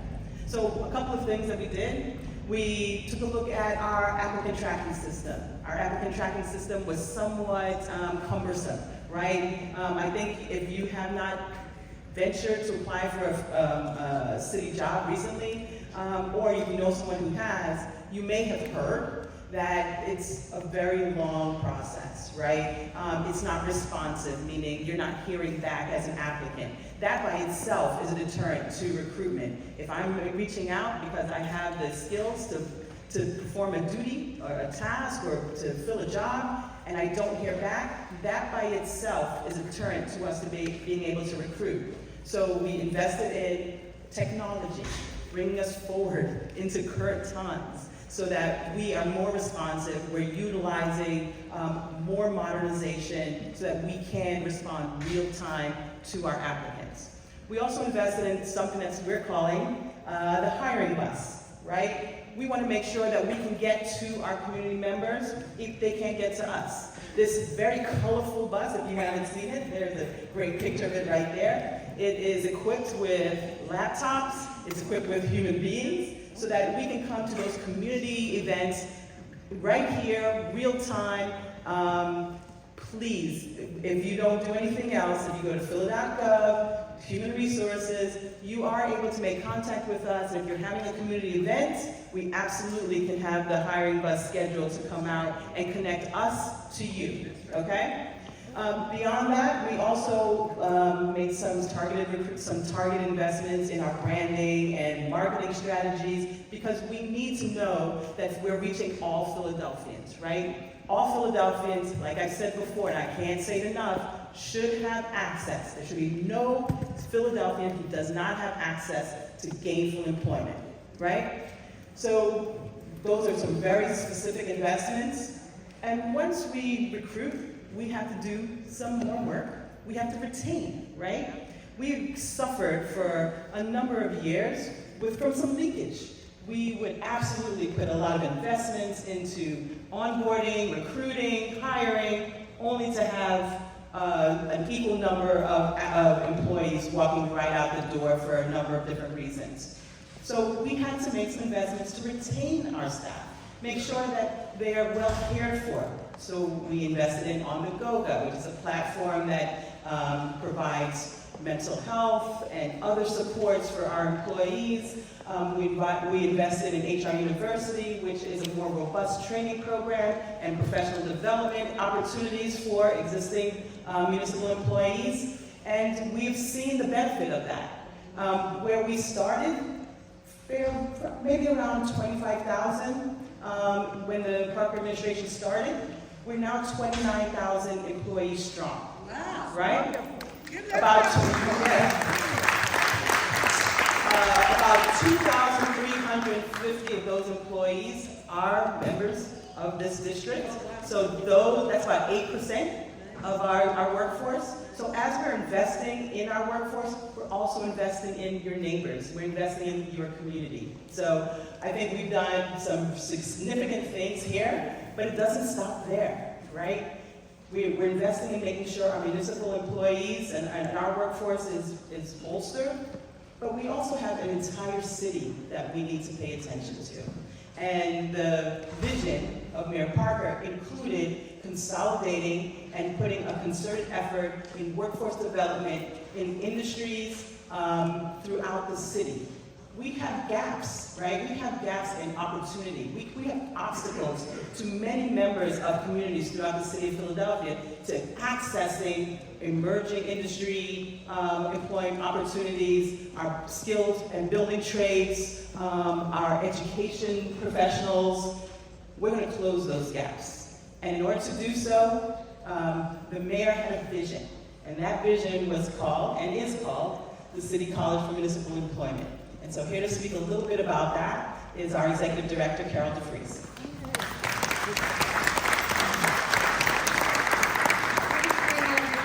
Carol DeFries, I'm the Executive Director of the City College for Municipal Employment, and I just want to thank everyone for coming out tonight. It's so great to see a room packed of civically engaged residents who are really interested in learning more about city government and the value that we bring to you every day, and the commitment that we have for each one of you. And that extends to this concept that's called the City College for Municipal Employment, which is a partnership with the Community College of Philadelphia, the School District of Philadelphia, and our workforce agency, Philadelphia Works.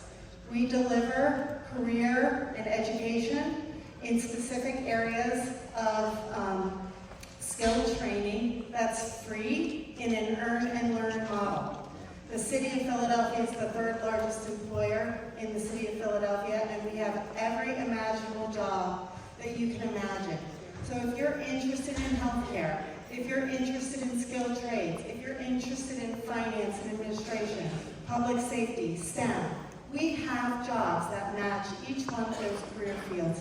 And the mayor's vision is to give residents of Philadelphia access to those opportunities because they provide quality jobs, they provide great health care, they provide public benefits, pension, economic stability, and also work-life balance.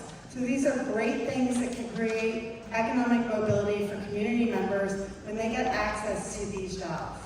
In addition to that, we're also supporting the upskilling of our own employees so that they can move out of entry-level jobs and go up into higher-level, skill-based careers within city government. And then that creates more openings at the entry level to bring more people into city employment. So it's a great model, and we're continuing to grow. We just celebrated our first graduation 2 weeks ago. In addition to that, this budget includes $10 million of investments into external workforce organizations that will provide additional opportunities for Philadelphians to access career training in great jobs and quality jobs in all industries across Philadelphia.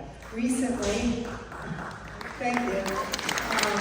Actually, just on Monday, we announced partnerships for over $2 million to support our teacher pipeline and the mental and behavioral health pipeline in partnership with the School District of Philadelphia. And that's going to support quality outcomes for our children in the schools. In addition to that, we're also supporting great union jobs, and we're supporting SEIU 32BJ with training of their members in the security industry, and we're also supporting Unite Here Philly with the hospitality industry and helping to create the first federally registered apprenticeship in culinary arts. So these are great investments, but we got more to come with the building trades, with life sciences, with many other emerging industries in Philadelphia, and so we're excited about that. And I also just want to make a plug that we have our new training directory that encompasses all of the different programs that the City of Philadelphia invests in or supports within our departments or within CCME. And I have copies of that training directory with me tonight, so if you want to come up and are interested in that training directory, please see me after this ends. Thanks. Terry? Good evening. My name is Sari Harris. I serve as Chief Deputy Mayor, and I'm going to continue on the theme of our investments in our city workforce. You just heard from Camille all of the innovative ways that we are, as a city, working to attract, recruit, retain, and train our city employees. And an important part of that equation is the investment we make with our union workers. So we have contract agreements with all 5 of our municipal workers, of our municipal unions, excuse me. You heard Camille say that we have 29,000 city employees. Well, unions represent over 22,600 of those employees. Those 5 municipal unions are FOP, Lodge 5. They represent the men and women who work for the police department. We've got fire, represented by Local 22, and that's our paramedics, our firefighters, our EMTs, EMS. We've got steel workers over in the First Judicial Court. And of course, we have AFSCME District Councils 33 and 47. They represent men and women who work all across city departments. You've got water, you've got sanitation, streets. They help collect your trash and keep the city going every day. Now, last year was our first year as an administration. So we come in as a brand new administration. We're getting government up and running. We're getting our feet on the ground. And, as luck would have it, in Mayor Parker's first year, all of our municipal agreements and contracts were expiring at the same time. All of them were expiring last year at the same time that we had our very first budget due. So what Mayor Parker did was we worked tirelessly with our union leaders to sign 1-year extensions. So we came to a 1-year agreement with all of our municipal union workforce. But Mayor Parker said, listen, If you sign this one-year extension, I'm committing to you that we will come to an agreement on multi-year contracts that will be fair and fiscally responsible and will respect the dignity that the men and women who get up every day to come work for the city of Philadelphia do to make sure we deliver those critical city services.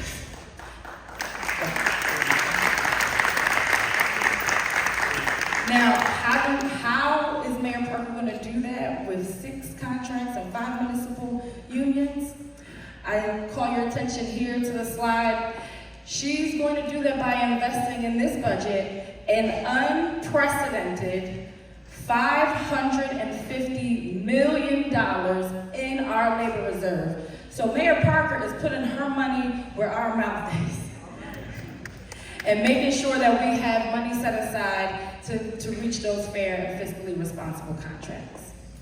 So with that, we're going to turn the page. We're going to talk about some fun things coming up in 2026.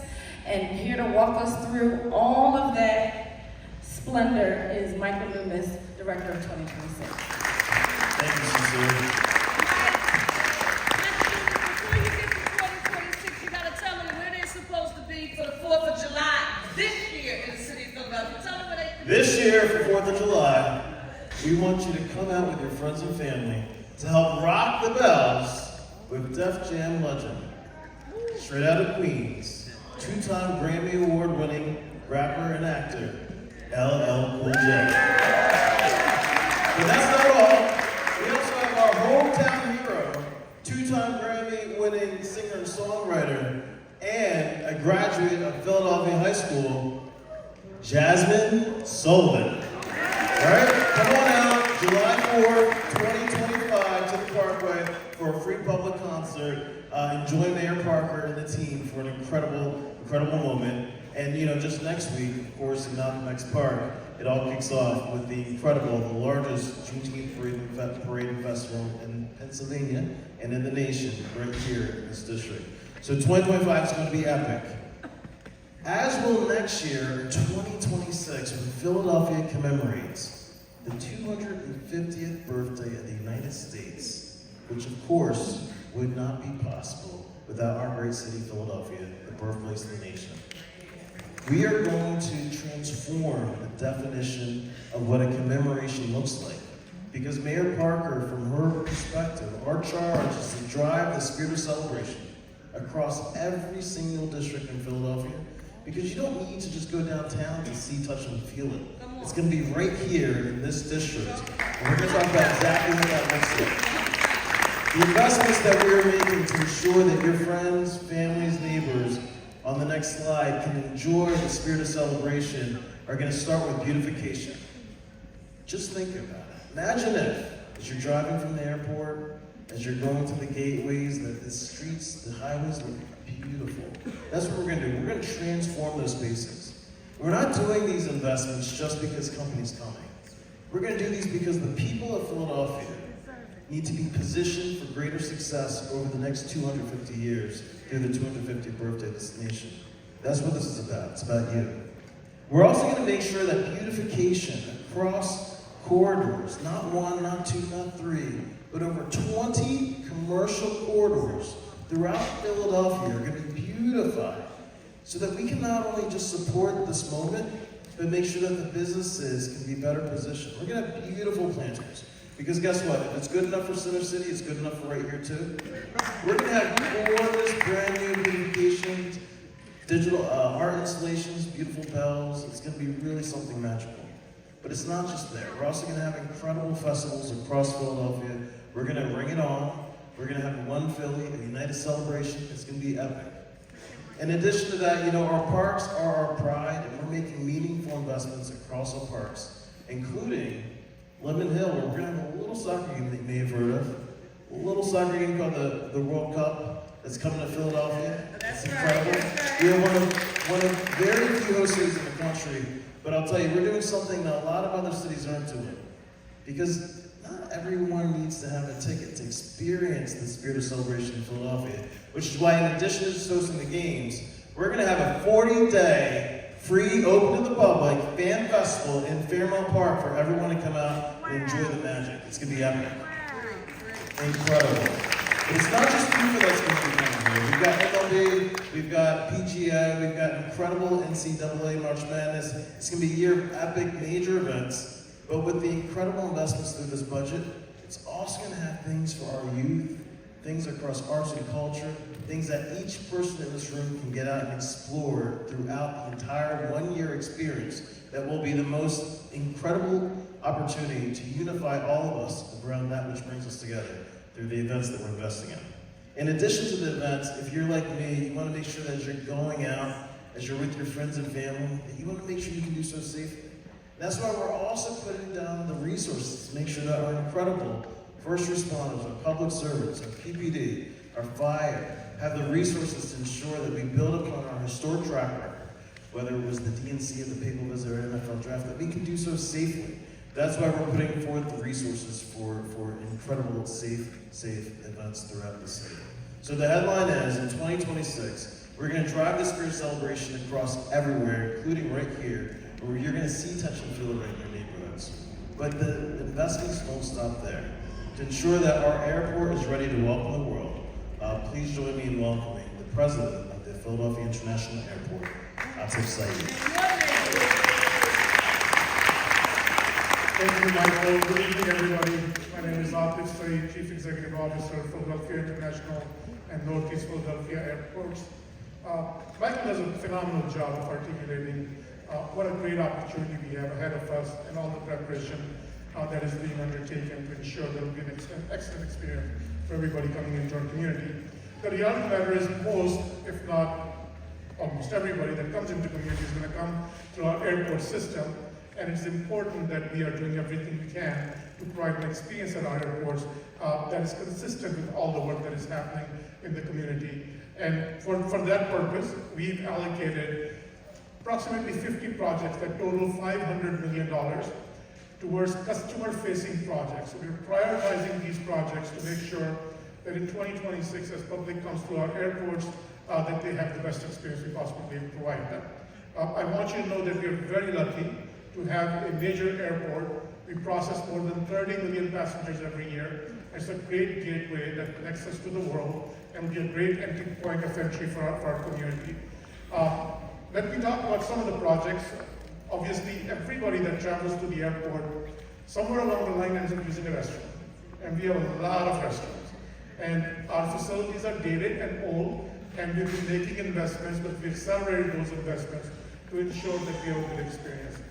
We have 48 public-facing restroom sets. We're in the process of rebuilding them entirely from top to bottom. We actually recently delivered 6 new restroom sets.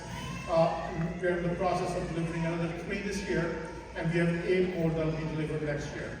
Now, we're not going to get to every restroom because you cannot shut down too many restrooms at the same time. That creates a big disruption. So we're closing them incrementally and making sure that we are refurbishing the ones that we are not going to be able to rebuild completely. Besides that, we also have a project where our entire team that is responsible for the facilities maintenance, along with our partners in airlines, have walked the entire terminal. Our terminal's length is about 1.3 miles. And they've walked through and identified little things like carpet that needs to be replaced, maybe there's paint on the wall that needs to be redone, a ceiling tile that we're missing, a bulb that might be out. We're going to go to the entire terminal to make sure that all of our facilities are in the best possible shape that they can be. There are many, many other projects, as you see. You will see our facade is going to be improved, especially at Terminal D. SEPTA platforms have already been completed. That project has been completed, so if you travel to the airport on SEPTA, you probably have seen those platforms. We are improving the gatefold areas. This is the place where you sit and wait for your flight. So there's 126 of them within the airport. And what we're doing is we're providing new furniture with more outlets for you to be able to charge your devices. We're enhancing signage on the roadway. We're doing work on our parking facilities. And if you could go to the next page, very quickly, digital signage within the airport, boarding bridges, exit lanes. This is where you walk through the door without an attendant and the door shuts behind you automatically. We're redoing all those doors to make sure that public, that when they arrive at the airport, are able to exit the airport in an expedited way. We're working on landscape, we're improving the roadways, and we are, you've actually gotten up with this project as well. We have digital signs at every TSA checkpoint that tells you how long the line is. And in minutes, you know how long it will take to process. And we're also including some surveillance for the cameras. There's 50 projects, I'm not going to go through all of them, but just rest assured that your aviation team is doing everything we can to make sure that people that come to the airport in 2026 will have the best possible experience. With that, I'm going to pass it on to Dr. Pereira to talk about some education investment. Good evening, West Philly. I'm Dr. Deb Pereira, and I'm going to talk a little bit about the investments in education. And so what we are excited in this budget is that we are expanding our extended day, extended year schools from 25 to 40 schools. That is an awesome investment. 30 of those schools are School District of Philadelphia schools, and 10 of the schools are charter schools. And what happens in extended day, what happens in extended day, extended year? Families can have access to free, fun programming for their children before school, after school, during winter break. This was the first time in the history of Philadelphia that schools were open during winter break. Normally schools are closed and parents are left scrambling looking for childcare. But this year, under our mayor's leadership, for the first time in the history of Philadelphia, not only were these schools open winter break, free, not mandatory, but also spring break. Spring break, we had over 1,600 young people. And I was able to visit the schools, and I wanted to ask the children, did your parents make you come? And kids will tell you the truth. And they looked at me like I had two heads. And they said, no, I wanted to be here. I said, well, what would you have done if you were home? I would have been bored. And this is what they said. I would have been on my phone. Wow. So this is an important investment because those 1,600 kids, you know what they did? They went to the Philadelphia Zoo. Wow. They went to where we take our kids, to the Funplex. Wow. They went to the Black Wax Museum in Maryland. This is what extended day, extended year is. It is about, the research shows that when children are given opportunities, quality opportunities, it closes the gap that leads to economic mobility, because now kids can explore robotics and explore coding and still do cooking and gardening and all the things that children should be able to do. And that's what extended year, extended day does. This summer we are having 6 weeks of summer camp called Summer Achievers, working in collaboration with Dr. Wallington, with the school district, where the children receive literacy and math in the morning, and then they get enrichment in the afternoon. And so extended day, extended year, 40 schools. That's a round of applause. These are children that are getting access.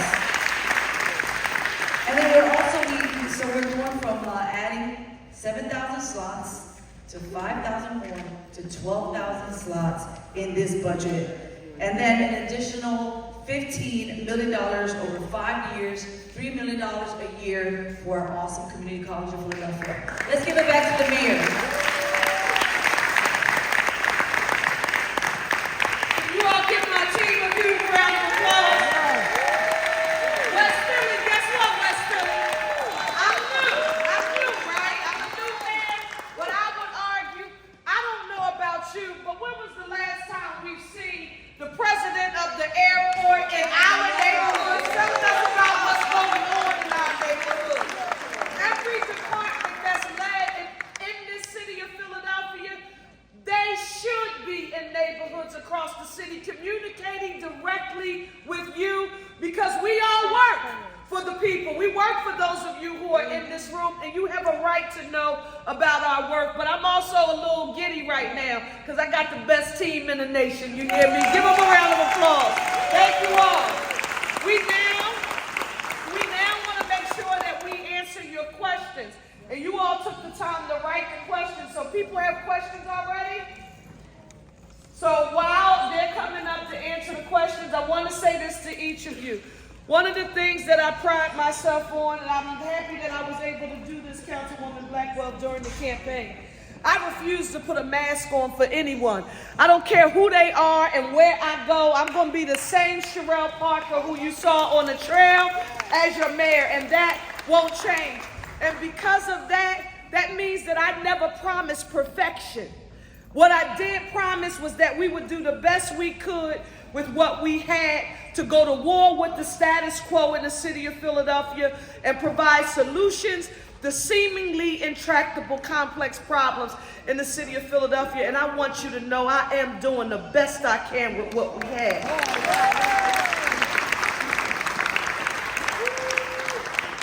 I've got a very good question here, which is, how will the tax revenue from elimination of the Bourbon Gate up? Great question. Whenever you make an investment, you want to know how you're paying for it. Do you remember back on one of your other slides, we talked about how we're going to get to 100% funding on the pension fund? When we do that, it means we can stop paying off the unfunded part of our liability.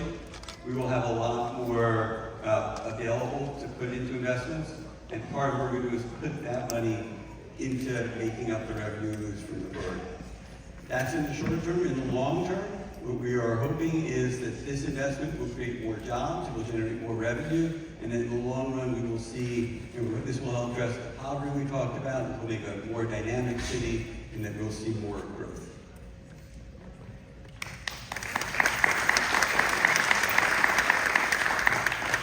My question is, where will the child care sector be included in the budget? Is birth through 5 years not education? Is it not the foundation of education?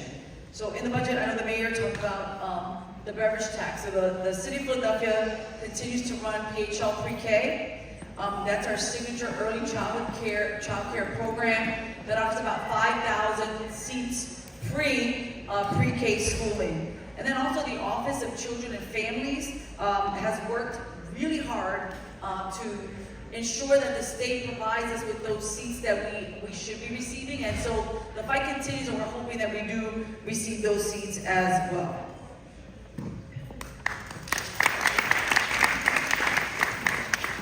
Hey, Jesse and I split these, so I'll answer the easier ones.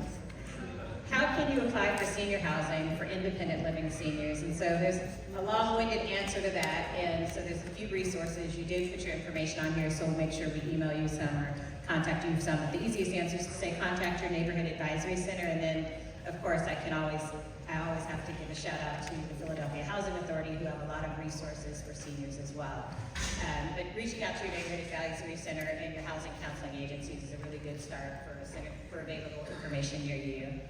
So this one is a lot more involved. So the short of it, because they're pretty much the same thing, is will $10 million be allotted to the Philadelphia Energy Authority for Built to Last in this year's budget? And if not, will it be included? And so the short answer of that is, with the council resolution that will be voted on tomorrow, one of the programs that is listed is Built to Last. So the next steps for us for the home plan is to present an annual budget for the following year. So I don't have an answer for that because we haven't started that work. So that's part of the next part of operationalizing the plan.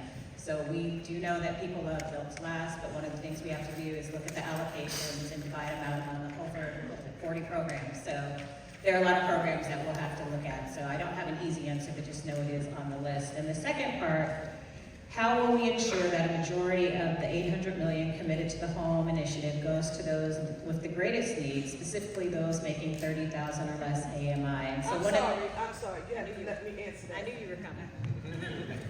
I don't know where that question came from, but this is what I want you to know I'm committed to. Thank you. I see you with your hand raised. I want you to know I'm here with you.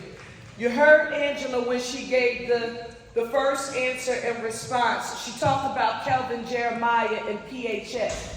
What we're doing with our home plan, the city of Philadelphia proper has committed, and this was my promise on the trail, that we will create 30,000 units of housing in the city of Philadelphia through the preservation of existing and the building of new. That's the city of Philadelphia proper. However, because it's a $2 billion plan, and $1 billion comes from the ownership of municipally owned land, that we want to work with the Philadelphia Housing Authority ably led by the dynamic Kelvin Jeremiah, who is working on public housing. And I'm not talking about my grandmother's public housing. I'm talking about public housing, and this is the way. All right, you asked, well, let me just tell you. Say what it is. Nothing frustrates me more than when people start talking about public housing for low-income constituencies that earn 30% or below of the federal poverty guideline. And usually what they first start talking about is concentrating all of those people who are in the low-income category. They want to concentrate them all together. But because I've lived long enough to know what happens when you try to concentrate poverty together, that's not my strategy and my way of thinking. Instead, I like what I've described as blended communities. And Kelvin Jeremiah is doing it right now. First things first, I want to give you an example. I just saw one, and I'm trying to think, maybe we were in Ketsi Lozada's district, but it's one that I know really well off of Ridge Avenue. I think it's called Falls, if you come up Ridge Avenue, you'll see it. Now this is what you're gonna see if you go in there. Because I have some friends who live there. Some doctors, some lawyers, some surgeons. They have a portion where these are like $1 million houses, where people have elevators in their houses. And these are beautiful. And they're like right there. But if you will travel about 3 blocks away, you'll see some twins that are not as big and lavish as the $1 million houses, but let alone they look really nice. And then if you travel about 2 blocks away from there, you'll see some row houses. And the row houses, you just know they're rows. They like the house I grew up in, 3 bedrooms, a bathroom, right, power room downstairs. Guess what? The quality of the building materials, you can't distinguish. You can't distinguish one from the other. Now, of course, you can tell which land is larger, whose yard is bigger. Everybody doesn't have an elevator on the inside. But the quality of life and the amenities in that community, it gives the people who listen. The row homes are public housing. You wouldn't know. The quality of the amenities that are in those homes are what I refer to as affordable luxury. So nothing gets me more frustrated than when we are talking about, I don't care if it's public housing or housing for low-income communities, when we talk about it as if it's subpar. So what's going to come out of home is going to be what you hear the mayor refer to as affordable luxury. Right? Why my grandmother's quality living room set could last forever because she protected it with that plastic. That was affordable luxury for us, right? That's one. The second thing is this. Remember what I said about our housing stock and the amount of home ownership that's in this district. Oh, where is that? Okay, here it is. 60. No, wait. Our numbers, wait a minute. Our numbers are flipped, and this is by mistake. Our numbers are flipped. 66 and 34. For those people who are owning in this area, guess what? We have to make sure that we don't pick the have-nots, and now I'm coming straight to your question. Because you're talking about the income levels for the people who are going to get access to the ability to use the funding. If it's BSRP or BSRP plus. And again, those numbers are reversed. We got to work on home ownership here. 66, 34, 66 renters, 34 homeowners. Flip, my error. Okay? We have to make sure we don't pit the have-nots against those who have just a little bit. What do I mean? How many people do you know who live in this community, worked here, worked in this community, lived here all of their lives, paid their property taxes, needed help when they got older, applied for the Basic Systems Home Repair Program, and as soon as they qualified, the city said, sorry, Margot, you're not eligible. And you said, well, I'm retired now. I used to work for the city, but I'm retired now, so I get my pension. my pension from the city, which is not my full salary, about, almost half or a quarter of that, but I get my Social Security. Guess what? Doesn't make me rich, but puts me a nickel over the income eligibility guidelines, so I don't qualify. But I paid my taxes all of these years. Guess what we should do? Some people think it's funny. It's not funny to me. We've got to make sure that people who are in the low to moderate incomes, we've got to make sure that they benefit from this as well. That's why Calvin Jeremiah's work at PHA. That's why BSRP is important. But we can't pit those, the have-nots against those who have just a little bit. I won't engage in that. And let me tell you something. I watch people throughout this budget process, and they do it all the time, and they think they're doing something, trying to just pit communities and constituencies against each other is one limited pot of scarce resources, and they want you fighting against each other as if one deserves the resources more than others. I will not engage in that kind of policy making. We have to be very strategic with these scarce resources. We have to take care of the people who are the most vulnerable right now, the renters, those who are facing eviction, those who are low income, but don't you ever forget about the people who live in middle neighborhoods, who are living on the edge. If they miss one paycheck, they can go boom or go bust, and I won't leave any neighborhood or people behind in this budget process. I'm sorry I had to go through all of that for you, but that's important to me. And I'm not going to allow people to pit one against the other. Let me have you to come up, and Jesse's going to go through his questions, and I want to hear from Councilwoman Jamie Gaultier and State Senator Street. All right, so I have two questions. What's our mission for the summer for crime prevention and noise pollution? They go hand in hand. So the big one in the summertime is always protect our rec centers and our parks. So we take the school district, all the officers that are focusing on the schools. They switch to the recreation centers, the pools like that. So that's kind of the day work one. There's some stuff that just is all year round.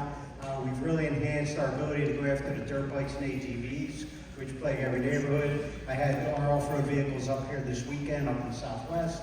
They did a pretty good job. Took about 1,100 off the street last year. We're already on pace to beat that this year.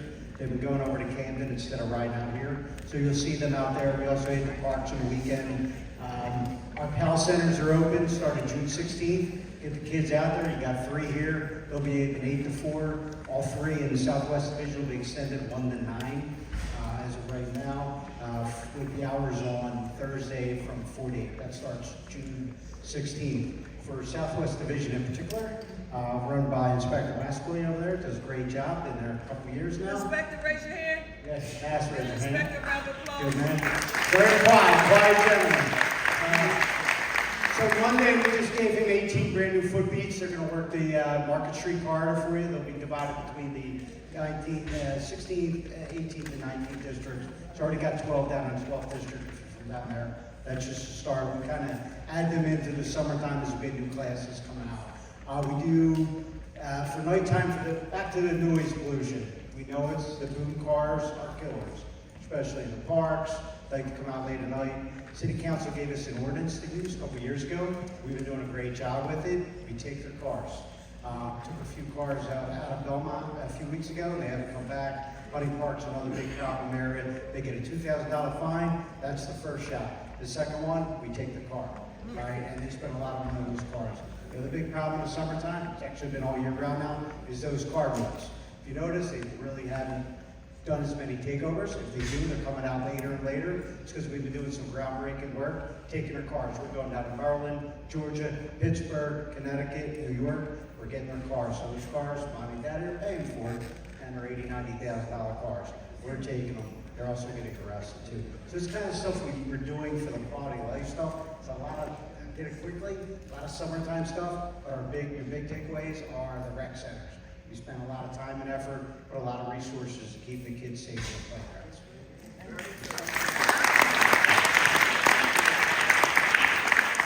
Good evening again, everybody. first question I have is about the phase one that's associated with the first 1,000 properties on our list for an expedited special disposition process. You may have heard about this approach when it comes to 1,000 properties, and that 1,000 properties will be publicly owned land, limited to turnkey type development and or duplex development as well. So it's very small and low scale. The question on the paper is there a list? That list has not been confirmed yet. We are working very closely right now with the public land holding agencies such as PHTC, the Land Bank, and PRA to refine what those lists are. That work has already started. It will be along the lines of being able to issue out RFPs. One of the questions is how much time will RCOs be given to issue comments on proposed home projects in the area? Well, we've been in conversation with council districts about what an engagement plan would look like here, right? We want to be clear about this type of thing and making sure that we are engaged in doing this type of thing collectively and collaboratively. With that, there will be some sort of component that the RCOs will be able to be part of the process, be informed of the process. Right now, there is a community engagement component when it comes to the land bank. When anything is being proposed for development, we'd like to, in this process, be able to bring that a little bit more upfront, be engaged in the front end of the process where we are not reacting to projects that have been applied for already, but more so earmarked and decided upon, or at least looked at, in terms of market research and things like that. So I would say that we are prepared to look at what community engagement looks like. God willing, when we get this bond approved tomorrow, we will definitely be hitting the ground running when it comes to making sure that we are looping folks in to do that.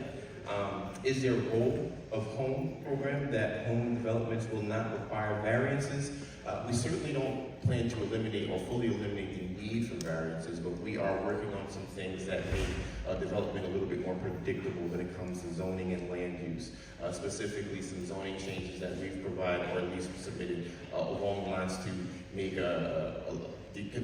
more conducive to the development of duplexes. Right now, there's a single family designation and there's a multi-family designation. We do find in certain areas that there is a desire on the development side and also on the constituent side to occupy duplex development. So we want to be able to create an ecosystem that allows for that type of thing to happen with less barriers, but also a little bit more congruent in areas that can sustain that type of development.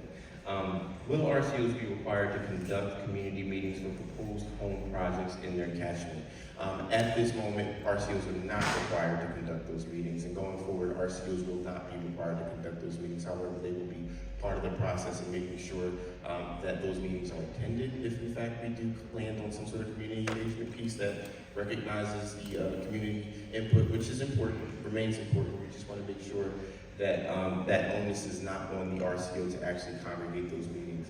Right now, it is the developer's responsibility. We would like to build off of that, but also with the administration's guidance. And I think that answers all the questions on the first part. Second part, in your housing initiatives, are neighbors being funded to develop their own blocks and neighborhoods? Right now, we have, we did see this program slide earlier that did specify some programs. And right now, we are making sure that we're expanding things like BSRP so that people have additional access to relief.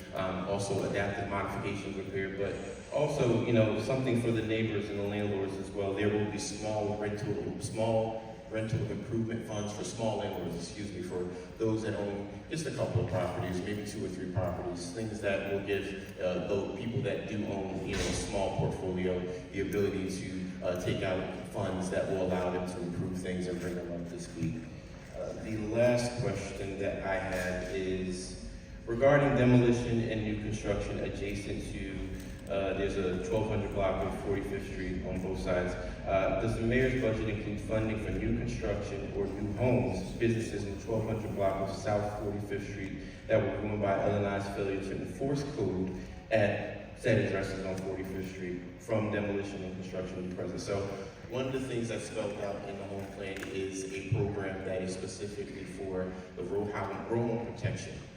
That is something that if and when you find yourself in a situation where you are compromised by new construction or new development adjacent to yours, folks simply might just not have the access to the legal funds or the legal resources to be able to litigate these types of things. And that's what the Rural House Protection Program allows you to do. It allows you to tap into a fund that allows you to litigate any issues that you might have. And then, of course, on the process improvement side, we're working, the mayor signed an executive order on February 19th of 2025, something like that.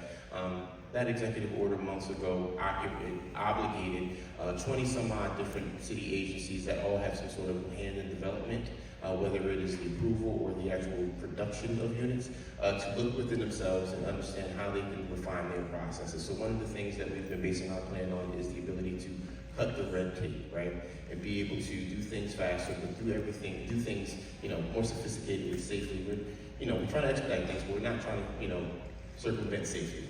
And one of the things that we're making sure that our L&I team does is they look into the ability to be more proactive in inspection and be able to respond to these things where code compliance and refinement is not necessarily at the level that it should be. So we ask you to stay tuned.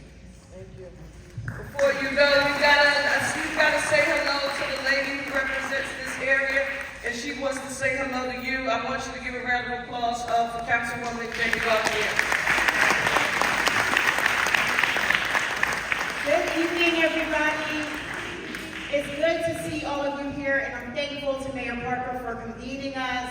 My team has been here the whole time. I apologize that I'm a little late. I've had a very exciting day, the highlight of which was my youngest son graduating from Harvard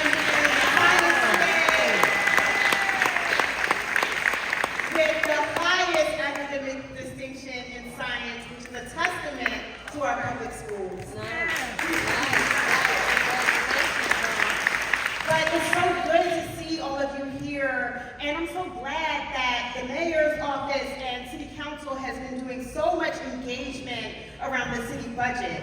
For a long time, the city budget has been this obscure thing that a lot of people don't understand. But as you hear more, I'm sure you realize that the city budget is a statement of what we value, what we care about, and what we want to invest in. And the city budget is most effective and most impactful when it's infused with your feedback. So thank you for being a part of this process.